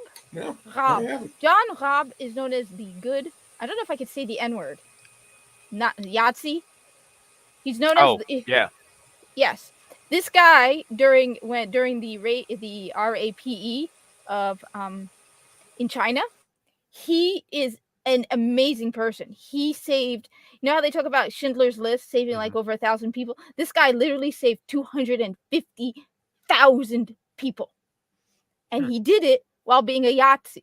He set up, like, when the Japanese invaded, he set up like a neutral zone around his home, and he could not, this man was unarmed, and he felt he could not do nothing. And because the Japanese and the Germans were allied, he would wear his uniform and go through the streets, and he would hear the screams of a woman being attacked. He would go up to them and start yelling at them in German, bundle the woman up in his car, and send her to the safe zone. This man, there's a brilliant short YouTube video about him on biographics called John Robb, the good Yahtzee. He was around the RAPE of Nanking. They didn't know about him until the 90s. He had lived in China for decades, and at one point when the Japanese invaded, they said, "Why are you doing this?" He's like, "I have lived my entire life in China. My children were born here. My grandchildren are born here. If the Japanese had treated me and was home to me as the Chinese, I would be doing the exact same thing." He is amazing, and people don't talk about him because he did it, because they say it's because he was living in China, so he didn't know what was actually going on in Germany. But he did it while being loyal to Hitler. And he used that symbol as a weapon because, again, the Germans and the Japanese were allied. So when they saw him walking wearing that, they stepped down. And nobody has, I think there's like one movie made about him that's made in a different language. I don't know exactly where. So it's like they talk about diversity. I dare them to make a movie about him. Or he's amazing. There is like I said, there's a really good YouTube video about him. It's like apparently a lot of children were born and were named John because of it. He, I think it was in the 90s, his grave, because he died anonymous and unknown in Germany, because after he went back to Germany, it was still during World War II, he was put into a concentration camp. After the war ended, because he was a Yahtzee, he was treated the other way. So both sides hated him.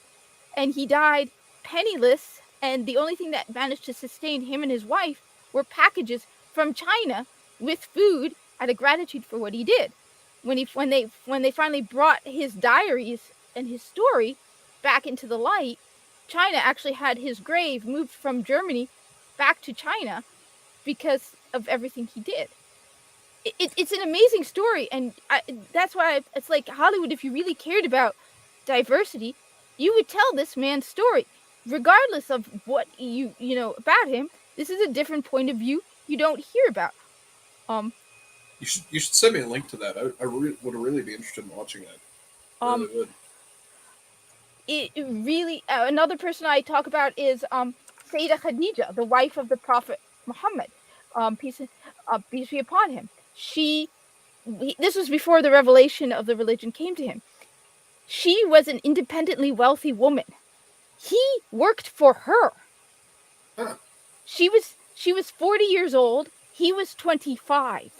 She sent someone to ask him to marry her. He didn't ask her to marry him. And while he was married to her, she died in her 60s. He remained only married to her. When finally the revelation of Islam came to him, she was one of his first converts. And when it became public, the Muslims were at one point ostracized in Mecca. No one was allowed to sell to them. It was known as the 2 years of suffering. They were literally eating leaves. They were starving. And it was too much for her. And she was like over 60 at the time, and she died.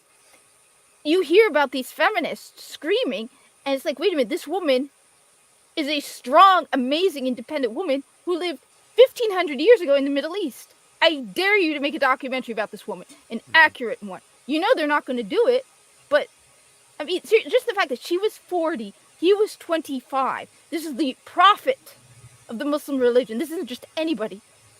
And she asked him to marry her. and she was 40, independently wealthy. He worked for her. Yeah. That's pretty freaking amazing.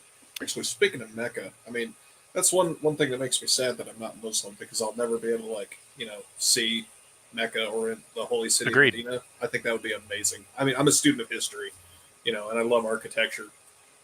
So it would be amazing just to see it, just to bask in it for a minute. I have never been there. I want to go. I hope they have changed the COOF requirements, because I'm not taking any drug or injection that, well, now apparently is utterly pointless anyway. Yeah, pretty much. I mean, the CDC's said that, vaccinated and non-vaccinated doesn't matter anymore. The, regulations are the same. Here's what I don't get about that is why are they coming out now and telling us all the shit that we already knew? Election season. No, but this doesn't make them look good. This doesn't serve their purpose. No, This but makes them look bad. No, but at the same time, they're making it look like Trump's fault.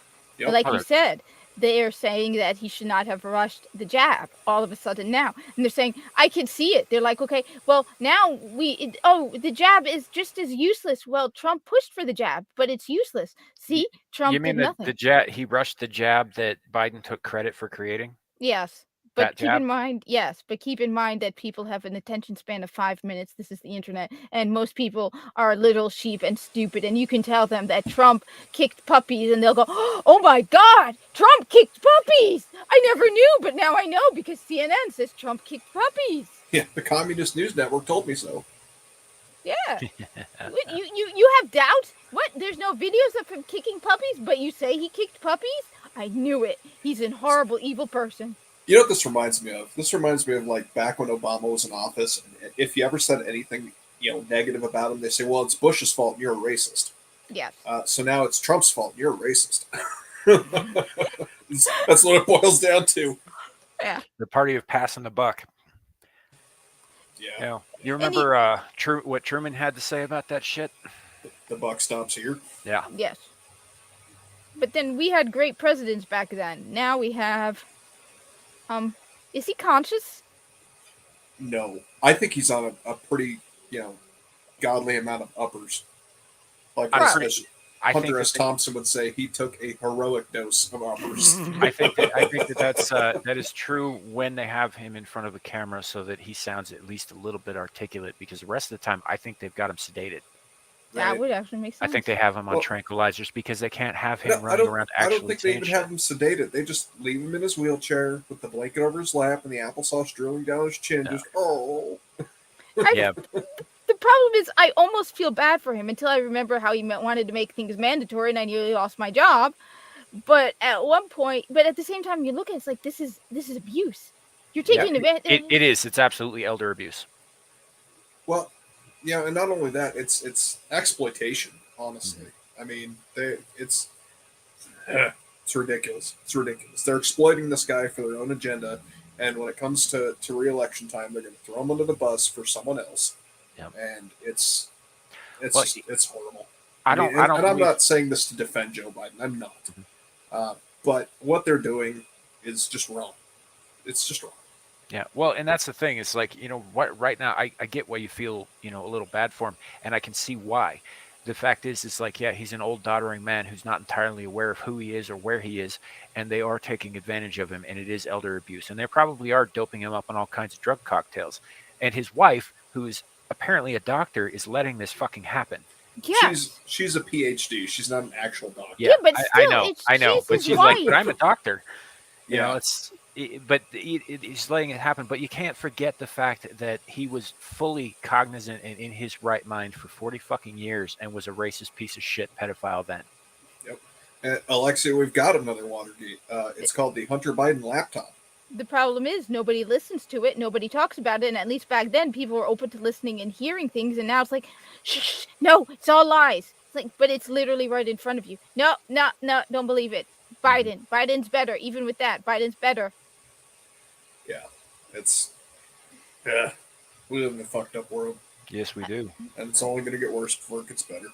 No, I still have years ahead of me. I don't want years ahead of me. I work with a guy who's like 70, and I'm like, I envy you so much. You don't have children, do you, Kat? No, but in some ways, I kind of raised my younger brothers because it's like my dad had 3 kids, then he remarried and he had 3 more kids, and it feels like, I mean, I Sure. practically raised them in a way. Sure. So if they're younger than you, then and you know that you have time ahead of you, think about what's waiting for them. That's one of the reasons why I try and fight some of the stuff that's going on. For example, seeing the whole thing with the sports and it's like, wait a minute, that's not fair. I have a friend who has daughters. It's like, that's not fair. I feel for them. I'm worried about them. I'm worried about, yeah. It's like, but at the same time, it's like, what are we? I mean, I don't know anymore. These people are, recently they were arguing about how freedom of speech is bad for minorities. Are you insane? They're trying to get rid of freedom of speech. They're trying to get rid of so much that makes this country great. That has to be one of the no dumbest different. things I've ever heard. It's no different than California trying to repeal the civil acts or civil rights legislation. Yeah, You have schools segregating. Yeah, but that's what they want. They want that segregation. They want that separation. They want the bifurcation of the country. They want the us versus them mentality. And Alexia, to your point, it would have been a public scandal if big tech wouldn't have completely censored it. So. They know They know Trump would have won if they hadn't censored it. They had polls which showed that more than enough people would have voted against Biden if they had known about the laptop. But they hid it. Zuckerberg even came out on Rogan's show, a few days ago, saying that we intentionally censored that because the FBI told us to.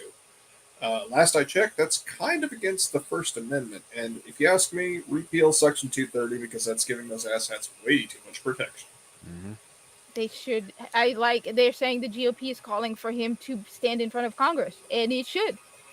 This is insane. Yeah, I agree. He should, because if you ask me, anything he said contrary to that prior is lying, which that's perjury. Last I checked, which is a crime.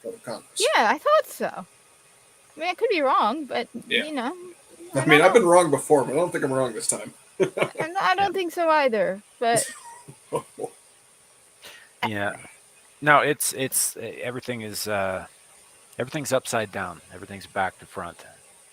Up is down, black is white, good is evil. That sort of thing. I believe there's a book that some people subscribe to that mentions such a thing.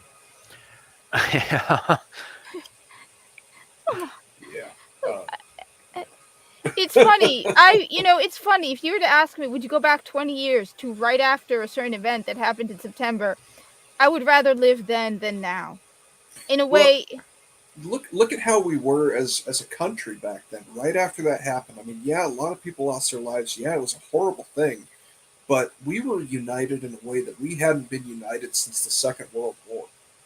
I mean, it brought that one tragedy brought the entire country together on a level that we really need to get back to, because we all stopped seeing each other as whatever the hell we were, and we all started seeing each other as we're Americans. Yes. We are a united country. This is the United States of America. But didn't someone actually say that saying that we're a melting pot is like racist? Yep. It's like, wait a minute, that doesn't make sense. Yep, because they don't want to be individual. They want their cult of intersectionality. They want all their victim labels to be placed on them. And they want to say, well, I'm this, and this, so I'm entitled to everything. It's because they were asking, we were talking about it in my live stream just today. Being a victim is easier. I was just saying, if I wanted to, I could go out there and be like, oh, the reason my YouTube channel isn't at 10,000 is because I'm a poor, oppressed Muslim woman. Instead of taking the blame for myself, which is I should be working on my YouTube channel. I should be making more content, learning how to make thumbnails, doing more. It's my fault my channel isn't bigger. But these people, it's easier for them to blame everything else around them. I'm a victim. I'm oppressed. Being a victim makes it easier for you. Admitting your faults and seeing beyond them. I mean, I've told it. My father raised us to be proud of who we are. We didn't need to see ourselves on screen. We were, you think it's fun to celebrate when Christmas comes around. It's like we have our own holidays, and nobody wants to change this because everybody likes being a victim. Be like, oh, poor me. You need to give me stuff. You need to elevate me instead of getting up off your own ass and doing it yourself. And it kind of still boils down to, for me, at this time we have freedom of choice. What these people with the victim mentality want is they want freedom from choice. They want people to choose for them and give them everything. And they want to take zero responsibility for any of their own shortcomings. It's everyone else's fault. It's never my fault. It's your fault. It can't be my fault. No, it's not my fault. I'm a victim here. I'm the victim. I'll be the one to protect you from your enemies and your choices, son. They're one and the same. I must isolate you. Isolate and save you from yourself. And I mean, it just, even if you have, because I've had some pretty bad experiences, but I don't live based on that. I mean, I don't go into what happened to me when I was in, why my student loans are an exception, because I genuinely was taken advantage of, let's just put it. But it's not how I live my life, and I don't go around saying, well, you owe me for that. It's like, no, I'm going to overcome. I'm not a victim. I'm not oppressed. I mean, I literally had one guy I work with telling me, you can be oppressed and not realize it. I'm like, dude, so you're telling me I need a white man to tell me that I'm an oppressed victim and don't realize that I'm an oppressed victim? Thank you so much, dude. I'm not an oppressed victim. I don't need that. I don't consider myself. The whole attitude is demeaning. It's like, oh, you're a female gamer, so you must be a victim. No, I'm not. I'm going to kick your ass at whatever video game we're going to be playing. And even if I lose, I still don't consider myself a victim. I just didn't do good enough, and I need to get better. See, and you're right. Being a victim is a choice. Having things happen to you is not a choice, but being a big victim is a choice. Choosing that this defines me now, and it doesn't have to. People who have bad shit happen to them and rise above without tearing everybody else around them down, those are not victims. Yeah. Those are survivors. Yeah. But then I tell people I'm not a minority. I'm an American, so. As far as I'm concerned, you are. I mean, yeah, you were born in Jersey, right? I was actually, this is embarrassing. And when you brought up New York, I was going to admit it, but I was actually born in New York. I was born on Long Island. Yeah, like their time was, I would have said that was a clear-cut case of American. But, these days... Hey, I was born on Long Island. Long Island is different than the rest of New York. Most of us on Long Island consider it a separate state. I think most of the rest of New York does, too. Thank you. Yes, there were bumper stickers all over Long Island, the 51st state. So, technically I'm from New York. When you're on Long Island, you don't remember that unless you're writing your address down. Then it's like, I'm not from New York, I'm from Long Island. Fair enough. I'm sure that Puerto Rico appreciates that. What part of Mexico is that in? One of my good friends is Puerto Rican. Every time I see him, I ask her, hey, what part of Mexico is Puerto Rico in? Fuck you. Hey, we hate New York. You want to know why? Because do you have any idea how difficult it is to get off of Long Island to get into New York? It's a pain in the ass. It's like ridiculous. And all those stupid bridges, everyone hates getting off of Long Island. On top of that, when you're on Long Island, you're 15 minutes from the beach. I love Long Island. It's awesome. It's nice. It used to be. Now it's overpopulated and crazy as hell. But when I was a kid, it's nice and quiet. We went to Stony Brook. My dad went to Stony Brook University. Yeah, fair enough. Carrie, I've been hearing that thrown around a lot this week, the Annex Mexico thing. I don't know if I'm for that or not. I mean... Oh, dude, I would be. I mean, to actually... As long as we can flush out the cartels first, there's some really, really beautiful country down there. Yeah, there is. But that is the problem, is like people talk about like, oh, the government is enthralled to the cartels. No, that they have that wrong. They have that backwards. The cartels are the government down there. You'd have to replace their entire government and everybody in it in order, and like you'd have to do a clean sweep because. Well, but see, if we annex it, we would be doing a clean sweep. Yeah, but yeah, and plus all the dysentery. I don't know.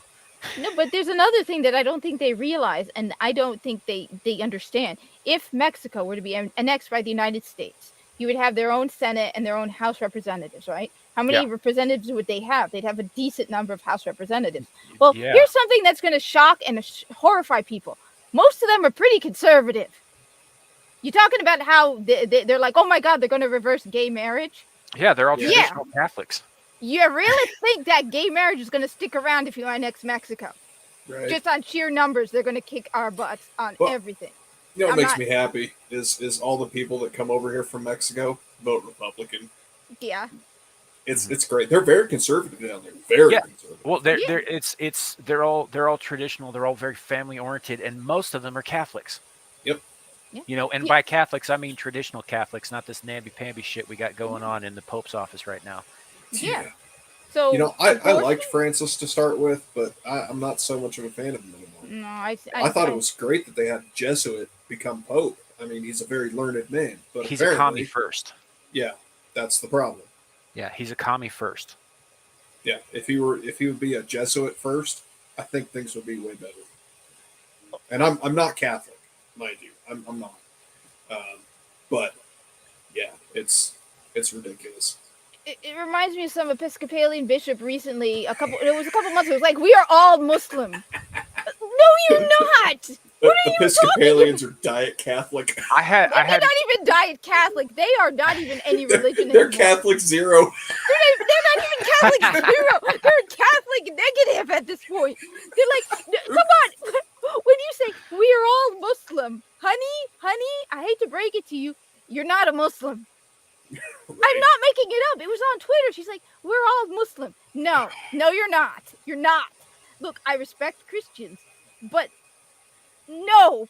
There are fundamental beliefs between Muslims and Christians. You can't carry them both at the same time. You We should don't clap back to that tweet with oh fuck, what was it? Damn it. Lost my train of thought. Sorry. My bad. I Well, mean, it was funny. It would have been great. But we don't believe Jesus died. We think he was raised bodily. I mean, yeah, that's one thing we have in common. We both say he went up to heaven. We just say he didn't die first. That's kind of important. There's a big difference here. Yeah. You're not a Muslim, honey. And I have no respect for that because you're not holding to your faith. You're basically one of the Bingo. Well, one of the things that people don't understand about being a Muslim is it's not. We were taught it's not a buffet. When you accept a religion, it's not a buffet. You don't go into a religion and go, well, I like this part. I like this part, but I don't like this part. You think people are like, are you going to change your views on things? No. Just because I don't like fasting Ramadan doesn't mean I don't fast Ramadan. It's part of the religion. If I were able to get rid of whatever I want about being a Muslim, first thing you think I would drop is fasting Ramadan. Yeah. So I don't respect the Episcopalians because they're not Christian. I'm sorry, but the fact that you can just get baptized and you have no idea what Christianity is tells me you're not a Christian. You have no respect for your faith, and this is why your church is dying. see, and that's why that's one thing I appreciate because okay, I was raised LDS. I've believed in it my entire life. I'm not an active member, but I still very much subscribe to the tenets of the church. And their whole thing is you don't get baptized until you're at least 8 years old, because then you have a chance to kind of find out what it's about. You're supposed to learn what the church is about, learn about your place in it, things like that, and then you choose to get baptized or not. It's not one of those things like in Catholicism where you're christened the moment you're born. Catholics, they're Catholic before they're even pushed out, and that bothers the hell out of me because you don't get a choice in this. I don't like that. I don't agree with that. Everyone should have their choice. Another one of my good friends, he was raised Amish, and he left during Rumspringa because he's like, I don't agree with this church anymore. Right, but the Amish provide their young with that choice via Rumspringa. Yep, they do. They allow them to make the choice. Yep. He says the only thing he regrets about it is the fact that, he's been ostracized from his family because obviously they shunned him. But he's like, I wouldn't change it for anything in the world, Mike. I really wouldn't. And I know Islam encourages people to ask questions. And I went through a period where I doubted, and I even temporarily took this off. And I thought back on being a Muslim, and it made me come back, and I came back again. I chose to come back again, even more conservative than before. Yeah. And respecting and appreciating a lot of things about being a Muslim that I didn't respect and appreciate beforehand. Like, I watched a documentary about being a teenage girl in American high school. Now, when I was in high school, I was wearing the hijab. A lot of the stuff that normal teenage girls deal with, I never dealt with because I was a Muslim wearing hijab. I'm like, wait a minute, that actually was a good thing. I hated it at the time, but it was actually a really good thing. It made my life better. Yeah. So And that's actually something else that I appreciate about the local leadership for the church here in my hometown. Is they also encourage you to ask questions as well. I know a lot of people will say, well, the Mormons just want you to follow whatever they say and blah, blah, blah. No. The leadership I grew up with, the leadership that I talk to and deal with, they encourage asking questions. They want you to find things out. They don't want you to just take everything on faith. Search, find knowledge. That's something I actually have always respected about Judaism too. It's another religion that I don't particularly get along with, but one thing I do like is that when you come to your rabbi with a question in that religion, he encourages you to seek out the answer for yourself. He encourages you to ask questions, to not go into things blindly. And I very much respect that about the Jewish faith. It's because they do. Now the problem with that is that then you end up with this fractured religion, and you've got all these different branches off because people disagree about stuff all the time, and everybody thinks that they're the chosen, whatever. But and that's how you end up with fractures anyway. But I do think that people should be asking questions, and I respect the fact that certain major religions encourage it. Yeah. Well, the religion encourages. Now, do people actually do that? There are certain countries, I will not Sure. deny, in the Middle East where they're like, no, you can't ask anything. If you do, you're dead.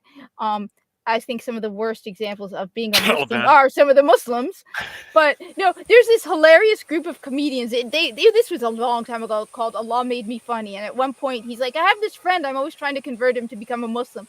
And he's like, my friend says he doesn't like organized religion. So the response is, become a Muslim. We're the most unorganized religion you can find. Keep in mind, Islam doesn't have, technically, we don't have clergy. We don't have any pope, priests, none of that. Literally, you can have a group of men who get together, and the person who knows the most Quran leads the prayer. I can lead the prayer in front of a group of women, which, by the way, you want to know why women don't lead the prayer? Because this is hilarious. Everyone loves this. It's because we don't want men staring at our asses while we're praying. I'm not making it up. She's not. Amir's told me the same thing. Yes. That's exactly what it is to prevent men from getting horny during prayer time. Yes. I mean, it makes sense. Yeah, it does. I mean, it's a logical reason. I have no issue with that. And you don't want the sisters distracted too. I wonder if brother so-and-so 3 rows down likes my ass. Right. And yet you have all these women screaming about equality and this inequality. It has nothing to do with that. And honestly, the women who want to lead prayer, to me, are selfish, forgive my language, selfish bitches who don't care about the people praying behind them. They just want to show off and be the center of attention. And it's like, no, you're just a greedy bitch who doesn't understand your own religion, and you're putting your needs over the needs of the people praying behind you. We had a couple of questions for you in the chat here. Mm-hmm. Number one, Larry asks you specifically, Saints Row reboot, Spider-Man remastered for PC, or Mafia 3 for PC? I've never played Mafia 3. I don't know much about Mafia 3. Saints Row reboot, I would rather burn in the depths of hell than play that trash. They actually had Anita Sarkeesian assist them, which is stupid. If you're dumb enough to go to Anita Sarkeesian, Miss, I am a gamer. Honey, you even admitted you hate video games. Get some actual real gamers too. As for Spider-Man Remastered, I do plan on getting it for PC. I do have it on PlayStation 4, and I do plan on playing it. The reason I want to get it on PC is because I want to get the mod that replaces the pride flag with the American flag. The problem is, the game costs $60 at full price. I bought it for PlayStation 4 for $20. Why the hell am I going to spend $60 on a game you can get on PS4 for $20? So I'm waiting for the game to drop on sale. Then the first thing I'm going to do is get that mod. Because you know what? Nobody tells me what I can and can't do with my video game. And if your feelings are so pathetically weak that somebody replaces the pride flag for an American flag, you're a loser and pathetic. You do not want to get me started on this. When I was a kid, you had video games where literally they were killing Muslims in the street. And you didn't see us going, oh my God, it should be banned. No, I got it. They were the bad guys. I got it. I don't have a problem with it. You screaming and crying because somebody replaced the pride flag. I think LGBTQ is one thing, and pride and queer is a totally different thing. I think that's a cult, and there are LGBTQ people, and then there's people who follow the moronic cult. who want to join it. So you know what's the best way to do it? Call yourself bi so you can be a part of the cult. But no. So yeah, I'm planning on getting Spider-Man Remastered so I can make it, and I'm planning on live streaming it just to freaking piss them off. Because again, you tell me, Kat, you can't do something, I'm going to do it, and I'm going to make sure people know I do it. When they said on YouTube, you can't question 2020, I made a video saying how my cat should have won that goddamn election. And every one of those idiots cheated. Because you don't tell me what I can't say. Kiss my ass. Amen to that. Word. Yeah. The other one was from Carrie. He says, he asked you, brass knuckles, yay or nay? Yay. Why not? I don't know much. I've never used them, but hell, if it hurts more, sure, why not? Well, more pain, the better. he sleeps with them on, so good. I respect that. Wow. So, kind of shifting gears for a second here. Alexia, I honestly couldn't answer that question other than there's a plan. It doesn't always make sense, but there is a plan, and I believe you're put on this earth for a reason. Whether you know what that reason is or not, whether anyone knows what that reason is or not, doesn't matter. You're here for a reason. Whether it's to make someone else happy, whether it's to, find a truth that you've been missing all your life or something like that, you're put here for a reason. That's why you exist. And tragedy can help a person find certain kinds of clarity, and to lose a sibling prior to your birth just shows that you were really needed here for something. So find what it is. Yeah.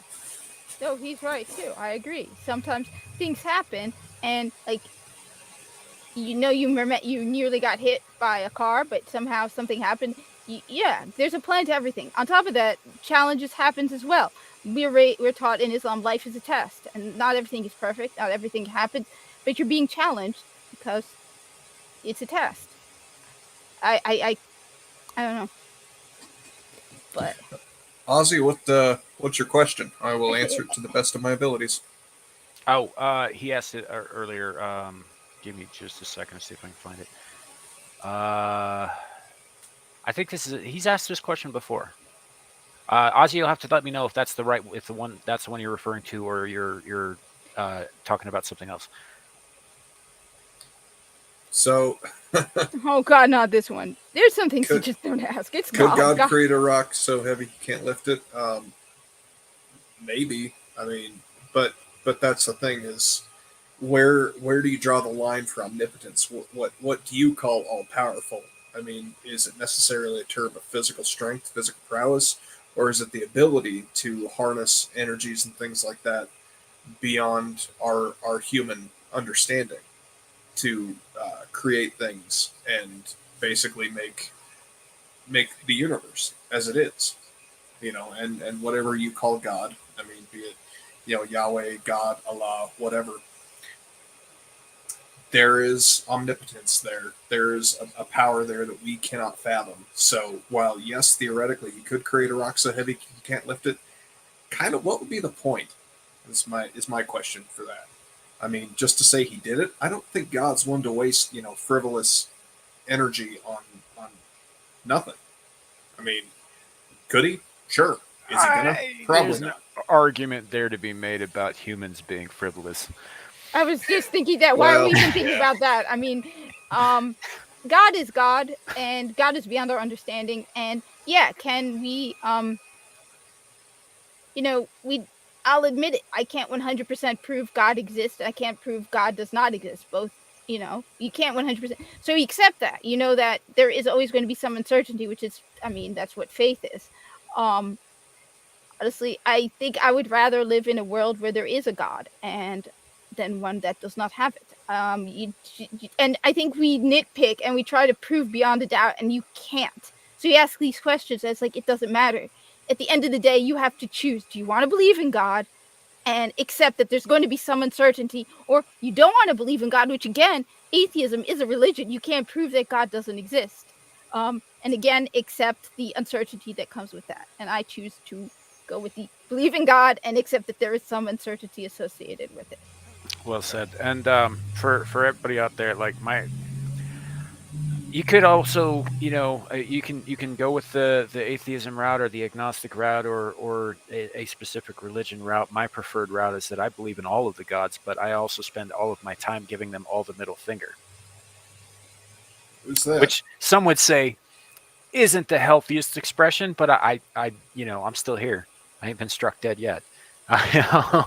um, in terms of, I am sorry to hear about your brother, Alexia. That's awful. But as far as the why goes, I think Maesterchow covered that. Like that's not necessarily something we're gonna get an answer to. And in terms of being existing for humor, I would say that probably the platypus has you beat on that. Yeah, yeah. Let's take a beaver and give him the bill of a duck, and then we give him this one claw that can kill anything. All right, send it. Besides, I mean, if you really look at it, every single one of us, I mean, I that exact line about that you were created as a humor. There were times where I look at, I'm facing challenges, and I could tell you some of the challenges I've been through, and I'll be like, yeah, sometimes I feel like that, but then it's like it's a challenge, and life is, we call it the world, the dunya is not meant to be fun or pleasant. That we're, at least for Muslims, we're looking for towards the afterlife when things are going to be better, and that you're going to face challenge and basically expect there to be challenge. And every one of us, I mean, I literally, that whole idea that I was made as a joke and a sense of humor, I've thought that multiple times, and then I'm like, wait a minute, no, life is challenging, and there are times where it's like, just leave me alone, let me live my quiet, peaceful life. Though no, because basically religion requires faith. Believing in atheism requires some degree of accepting uncertainty. You I think I cannot think prove. atheism requires a degree of faith too. Yes, so he's saying atheism is no more a religion than off as a TV channel. No, because you have to accept the uncertainty that there is no God. You're not the only one that is a mix, is agnosticism. Agnosticism is saying you don't know if God exists or not. Atheism requires faith. It says, I know God doesn't exist. No, more like I believe God doesn't exist. Well, yeah, I Taking believe. the TV channel analogy, I it doesn't matter if off is a TV channel or not. You're still looking at the screen, man. True. Yeah, that's cool. You know, it's like you're looking at the screen either way. It doesn't matter if there's anything on there or not.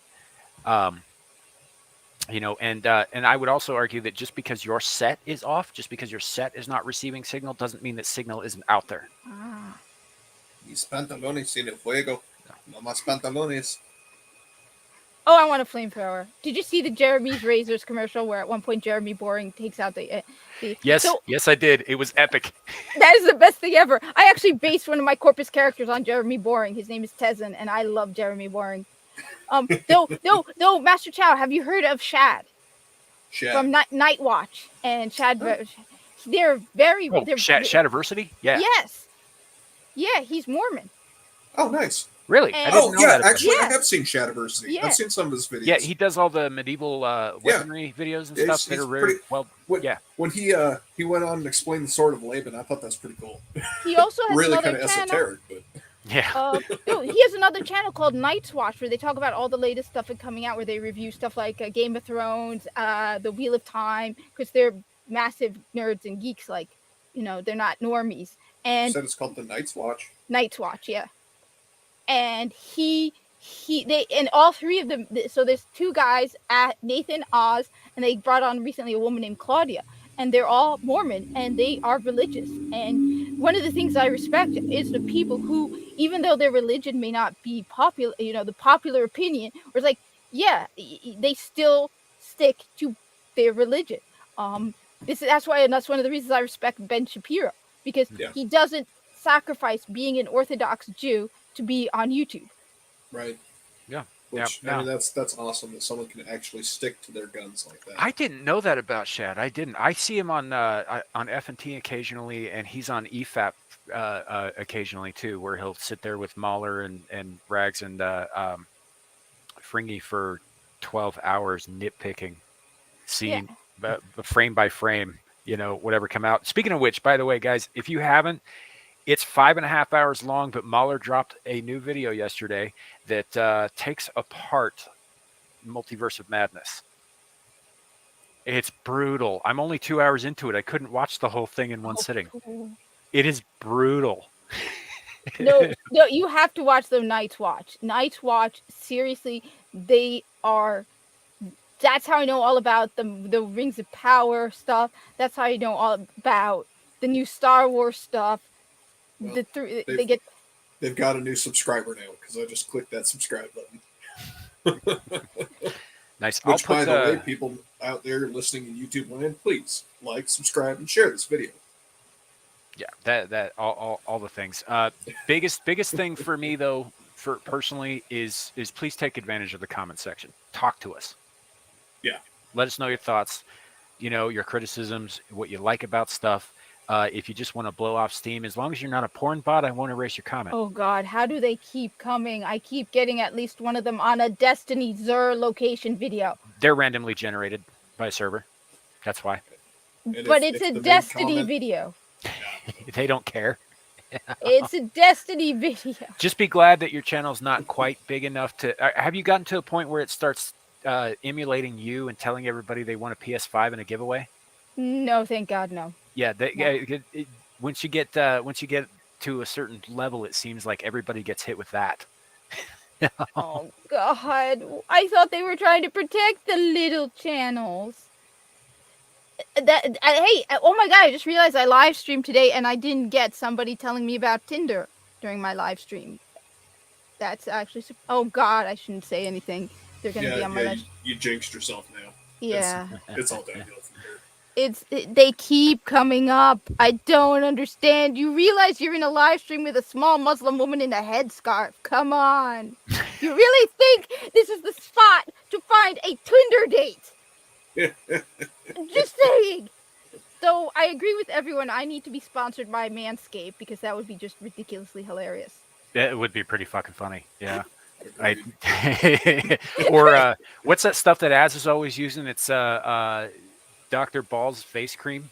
Oh God! Skin cream or whatever. Sheath underwear. The one that Quartering is constantly going on about. This sheath underwear. Yeah. Where I now know things about men's underwear that I really did not want to know. Thank you so much, Quartering, for no. I didn't realize that it was that uncomfortable having male equipment down there. It can be. That the big push for feminism in the last couple of years, where we're talking about man spreading. Yes, what they weren't talking about is why that happens. Well, I figured I could understand. I mean, I understood that much. I just didn't realize. So now it makes me look at all my Corpus characters a little differently. Like, I wonder, does Visa wear sheath underwear? Why am I asking myself that? Yeah. Thank you so much. This is what I get for being a gamer. Hey, Oz, you're entitled to your opinion, buddy. I mean, if you want to talk, we can talk, but it's all the same to me. I'm never going to change your beliefs, and you're never going to change mine. That being said, though, dude, you've been here since the beginning. Stick around. We want you here. Yeah, absolutely. Yeah. Absolutely. You're one of my favorite people on the internet, and I think you know that. So. Sorry. Nutcracker! It's true. It's true, though. Damn it, now I'm never going to forget wondering about Corpus and Corpus underwear. I'm going to have to come up with something about the goddamn Corpus and their underwear. I hate it. Yeah, that chair. Oh, Ozzy, yes, I've seen that shit, and it doesn't. Obviously, it only works for Trudeau because he has no balls. He has no balls. He's all dick, no balls. I need to see if I can find the picture they made for men in kilts. It's a bar stool specifically made for men wearing kilts. I want one for when I wear my kilt. What makes it do? I'll find the picture. I'm afraid to find out how it makes it any different. But then again, like I said, I know about sheath underwear, and there's some things I really did not want to know about sheath underwear. Yeah, fair enough. Fair enough. Now we've got guys in the chat arguing over whether boxers are better than briefs and commando is better than. Oh man. No, it's sheath. You just wear the sheath ones. Right. I get that, but yeah, like, yeah, it's a whole thing. I don't think the corpus go commando. They're wearing spacesuits. You really think they want to be going around commando with that chafing? I don't think the corpus are going commando. They probably wear some form of compression short actually to fit into their suits. They also wear a uniform, I think, underneath the suit, except a jacket. I figured that, because it's a military uniform, they probably have a fancy jacket that they wear, but they don't wear it underneath the suit because you got to keep in mind you're putting that on. So I had this whole thing in my head about how the whole thing works, where they have the holes in their sleeve for their thumb so they can pull their sleeve through the thingy, and that their pants are clipped to their shirt and all of that. I need to get a life. Of course, you're right. You have Dr. McCoy in sunglasses looking like a thug. Sam, I sent you the image in the email of the bar stool for men wearing kilts. Okay, I want to see. Oh, in my email? Yes. Oh, okay. I just replied to the link. Look, anyone who has that as a picture is automatically right. Look, I get it. I don't have a problem with manspreading. I understand. I'm not one of those crazy feminists who screams and cries. I work with men. I have 5 brothers. I have a huge amount of respect for men. I guess that makes me different than most people because I don't hate men. Why would I hate men? Why? I see the thing. Hashtag feminism. That's not feminism. That's stupidity. That's neo-feminism. Let's see if I can pull this up. What? Here. Nobody got that? It's obvious. Dr. McCoy looking like a thug. He looks like that. He looks awesome. God, it's Dr. He McCoy. didn't choose the thug life. Thug life chose him. So again, Shadows on the Sun is a really good novel that tells this story. Novel, awesome. McCoy's awesome. But no, I would, and in fact, when I do my job, I make sure that if I can, I don't ask the guys around. I'm not one of those pathetic women who, there's a box on the floor, goes, you got to pick that up. No, it's if I can do it myself, I'm not going to have some guy do it for me because why the hell am I going to do that? The guys work hard enough as it is. I'm going to contribute my own as much as I can as well. Remember my boss at one point seeing me bring down a 43-inch TV down the ladder. He's like, why didn't you ask one of the guys? I'm like, because I can do it. Why the hell am I going to ask him to do it if I can do it myself? They work hard enough as it is, pushing around the 75 inches. So, yeah, I hate this whole modern feminism. It's stupid. It's wrong. It's disrespectful. And we're all human at the end of the day. We're designed to balance each other out. Damn right. So, I don't hate men. I don't have a problem with men. I don't think all men are evil. And that's I actually made I should make this video again or like highlight it because I like that video. I made a video, I didn't monetize it, where I went on. I said if you're against men, you're sexist. I said if you discriminate against white people, you're racist. Don't care, don't matter. You discriminate against anybody based on their skin color, you're racist. You discriminate against somebody based on their gender, you're sexist. Doesn't matter if it's against men or women. Get over it.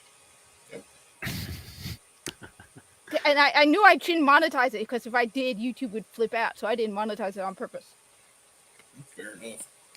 All right, so I think I got this pulled up here. Give me just a second. I want to see this. I wanted a kilt. I used to play the bagpipes. Really? Yes. That's awesome. I still play the bagpipes. You play the bagpipes?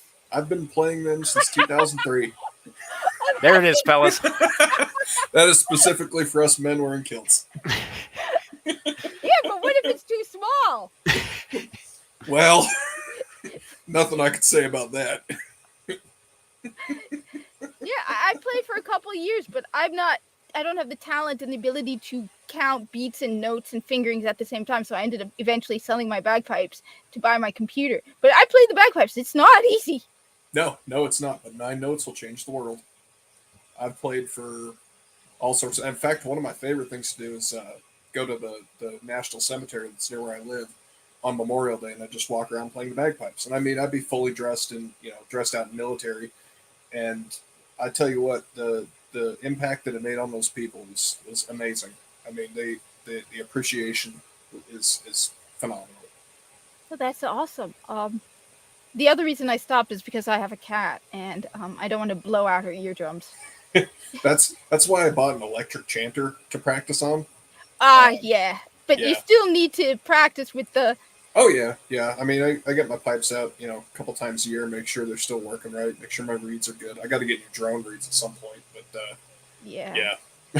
No, I love the bagpipes. I just look up Providence of Shadows based on the of the whole story. He lived and died there, being rescued.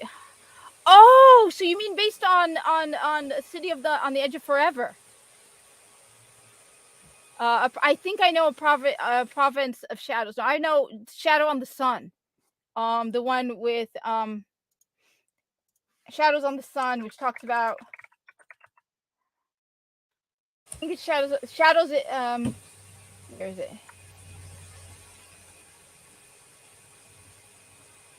Shadows. It's by Michael Jan Friedman. Shadows on the Sun. Here it is. Yeah, Michael Jan Friedman wrote it. It's about Dr. McCoy. It's sort of like Sarek was for Sarek, Spock's world was for Spock. Shadows on the Sun. Yeah, I'll check it out. Yeah, I saw it. I think Provenance of Shadows is a recent one. I mean, I used to read the Star Trek novels got me through the SATs.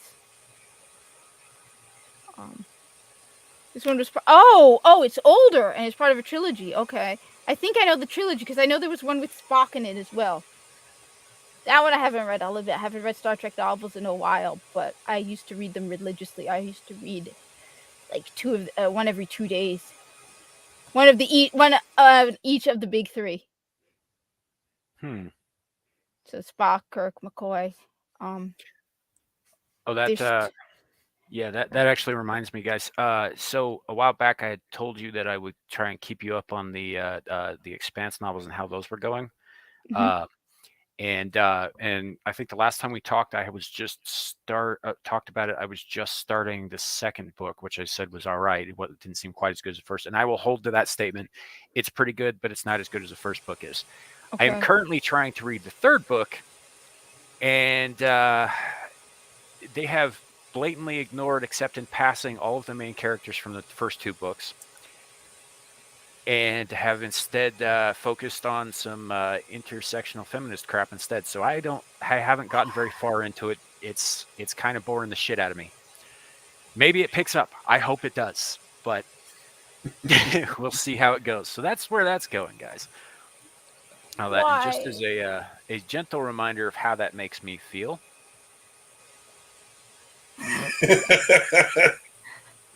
Like a nutsack barstool? It does, in fact, make me feel like a nutsack barstool. Someone's asking me about the new Ghostbusters game. I've heard about it, but it's a multiplayer game, sort of like that game where it's like one person's the bad guy and I'm more of a solo player. So while I love the direction Ghostbusters is going in, I saw the new Ghostbusters movie, and that one just the moment Janine Melnitz walked on the screen, it was like, so while I want to support them with their new projects on the new Ghostbuster stuff, on the other hand, again, I'm primarily a solo player. Even when it comes to Destiny and Destiny 2, I primarily play Destiny. I play by myself, so that's a problem. You had said, I think last week that you were a D3 fan, Diablo 3. Yes. Okay. What were you playing that on PC? So I actually played it first on Nintendo Switch, but then for me to live stream, it's easier for me to go on Xbox. So I ended up at some point, I don't know how I ended up with a copy for PlayStation and a copy for Xbox, but I primarily played it on Xbox. I tried playing it on PC, but honestly, I don't like the whole point and click mechanic. I prefer using WASD. So I couldn't get far in Diablo 3 on PC simply because I don't like the movement. Okay, fair enough. If you have it on PlayStation, you can always come play with us. The new season started. You can't stream it, but we're there. Oh, cool! She actually might be able to stream it and still play with us. Yeah, I think you can stream from a PS4 or 5. Yes, you can. And it's not like you really need the audio for Diablo. I mean, honestly, there's nothing really to listen to. Unless you're playing through the story, and then in which case, if at this point anybody doesn't know the story of Diablo 3 isn't going to play it anyway, so whatever. Diablo, I love Diablo 3. I love the setting. Just looking at the background and the amount of work they put into some of those background settings. It's like they clearly put an effort into this game. Whereas Diablo 4, they're probably going to put more into the microtransaction shop in the goddamn game. Actually, I don't think they're going to put as much into the microtransaction shop as people think, because Blizzard is being very adamant about the things that you can buy in the shop are cosmetic only. Well, what I mean is like with Destiny 2, for example. Destiny 2, definitely the gameplay has suffered. And they have like 500 different emotes. So while nothing you can buy in Destiny 2 is pay to win, on the other hand, it's like I would rather you put all that effort and energy that you're putting on those stupid goddamn emotes that don't stop, and instead put it into the game. So I really hope Diablo 4 is good, because I loved Diablo 3, and I'm starting Diablo 2.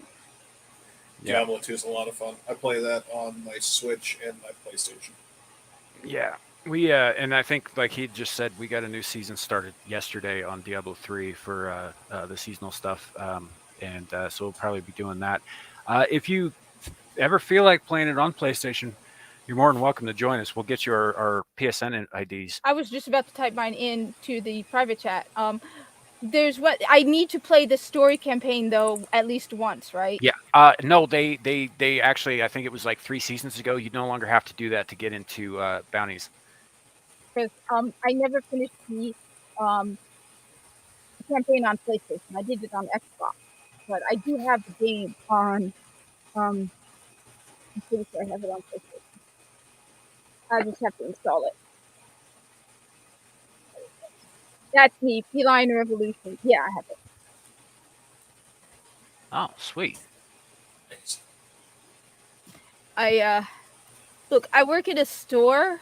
I find video games when they go on sale. It's a problem. It's not a problem. It's a collection. Yes, thank you. You're my favorite person. These are my PlayStation 4 games. This is why Alexia needs to stop giving me game suggestions. By the way, you can't see it, but there's games over here as well.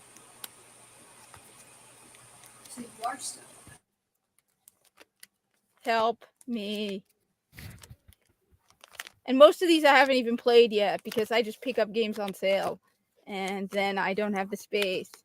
So I throw them in here with the plan of eventually playing them. I'm going to be the little old woman in the retirement home playing video games and throwing controllers at people's head. And they try to take it. When I get that old, I'm going to be throwing like bricks and like ice cubes at neighborhood kids so they'll get the hell off my lawn. Oh, well, that too, definitely. I want to be the grouchy old woman who everyone's like, don't go by her house. She's crazy and haunted. Absolutely. If I'm going to live to be that old, I want to be able to be the grouchy, mean, nasty person who yells at people. Oh, fair enough. Fair enough. Well, guys, I think we've actually gone quite a bit longer than we normally do. Yeah. I'm sorry. I also need to, because No. I should probably, because I have, I'm going to be playing Fortnite in an hour with other people. And I got a birthday party for an old friend I got to get to in an hour myself. But this has been fantastic. And honestly, it went this long because we were having a great time. You know, guys are cool. You are, hey, chat. How do you feel about Kat sticking around more regularly, being a regular cast member here on the SITV? Because I'm all for it. Ditto. You guys are not normies. I love getting the opportunity to talk. I mean, the fact that I could say Stargate SG-1 and you know what I'm talking about. We are doing an episode about that. That is going to happen. Really? Do I get to make friends during that episode like Tilk makes friends? That's how I knew what's his name. Oh god, my name is I'm freezing on his name. The Jason Momoa. Stargate Atlantis. That was Stargate Atlantis, yeah. Yeah, but it's still Stargate. Abby Normal. Abby something. Sweet. Seems like everybody's Alexia is here for you, so she is biased. Well, glad to have you anyway. Know how you feel about me now, so whatever. But Yep. They're about this small, so. But thanks for joining us. It's been a great episode. It's been a whole lot of fun. yeah, Yeah. it has. It has been, and I think we've kind of been all over the map today with topics, but I'm good with that. That's how it should be. This is how a conversation between friends should go. Yep. Very organic. Cool. So, but yeah, no. Thank you to Kat, and we will be. I will be. I know I put this in the chat earlier. I will be putting her channel link in the description of this live stream, as well as Maesterchow's, and a few other people probably that we spoke about, including Shadowversity. And I'll have to go back through it again because I don't actually remember everything we talked about. But I will get everything that I think is relevant on there, so that. Y'all can check them out for yourselves. And all that. Appreciate you guys coming. Appreciate you, being here and communicating with us and listening to our random bullshit. Emphasis on random this time around. Yeah. So, Yeah, we'll tag Night's Watch. Night's Watch is really good. Yeah, I would recommend his Shadowversity channel too. He does a lot of stuff on medieval weaponry and armor and the practicalities and realities of it, and it's actually very cool stuff. Also, and he's... Go ahead. You know Jazza is his brother, right? I did not know. I don't know too much about Shad beyond some of the videos that I've watched and his guest spots on some of the other things that I've watched. Jazza does art stuff, but Jazza is actually his brother, and they actually bring him in to do night stuff, teaching him swordplay at one point, which is really, really cool. Right. Very cool stuff. So, still working on that homework, guys. It is very difficult to come up with possible scenarios that, aside from the one that Ozzy talked about earlier, but really we want it to feel like it's us. So, like hence the me being on fire thing. But it is coming. We are working on it. It's just not as easy as we thought it would be. The corpus, boxers or briefs. Yeah. So yeah. Thank you all for coming. Maesterchow, you want to plug anything? Anything you got coming up? No, really. I'm just working on some content for my channel. I'm going to start posting that shortly. I think I've got a couple of videos. I mean, it's just right now. It's just stuff saying hang in there, try and spread a little joy, a little happiness, and a little inspiration in the world. Because for as much as I'm a blustery jackass, I want to see people happy. I want to see people get along, and I want to see us all turn this earth into a blue-green Mardi Gras fun ball spinning quietly in outer space. Sorry, Foxx or Breeze, worst of both worlds. Sorry. I beg to differ, Ozzy. You know what? I went commando for like 12 years, and gravity made me pay for it. So boxer briefs are my best fucking friends. Just saying. You know what? Now I am so tempted to tweet at the voice actor of Visa and be like, "Boxers or briefs." Do it. Do it. Just the look on his face, where it's like, "You are asking what?" Definitely.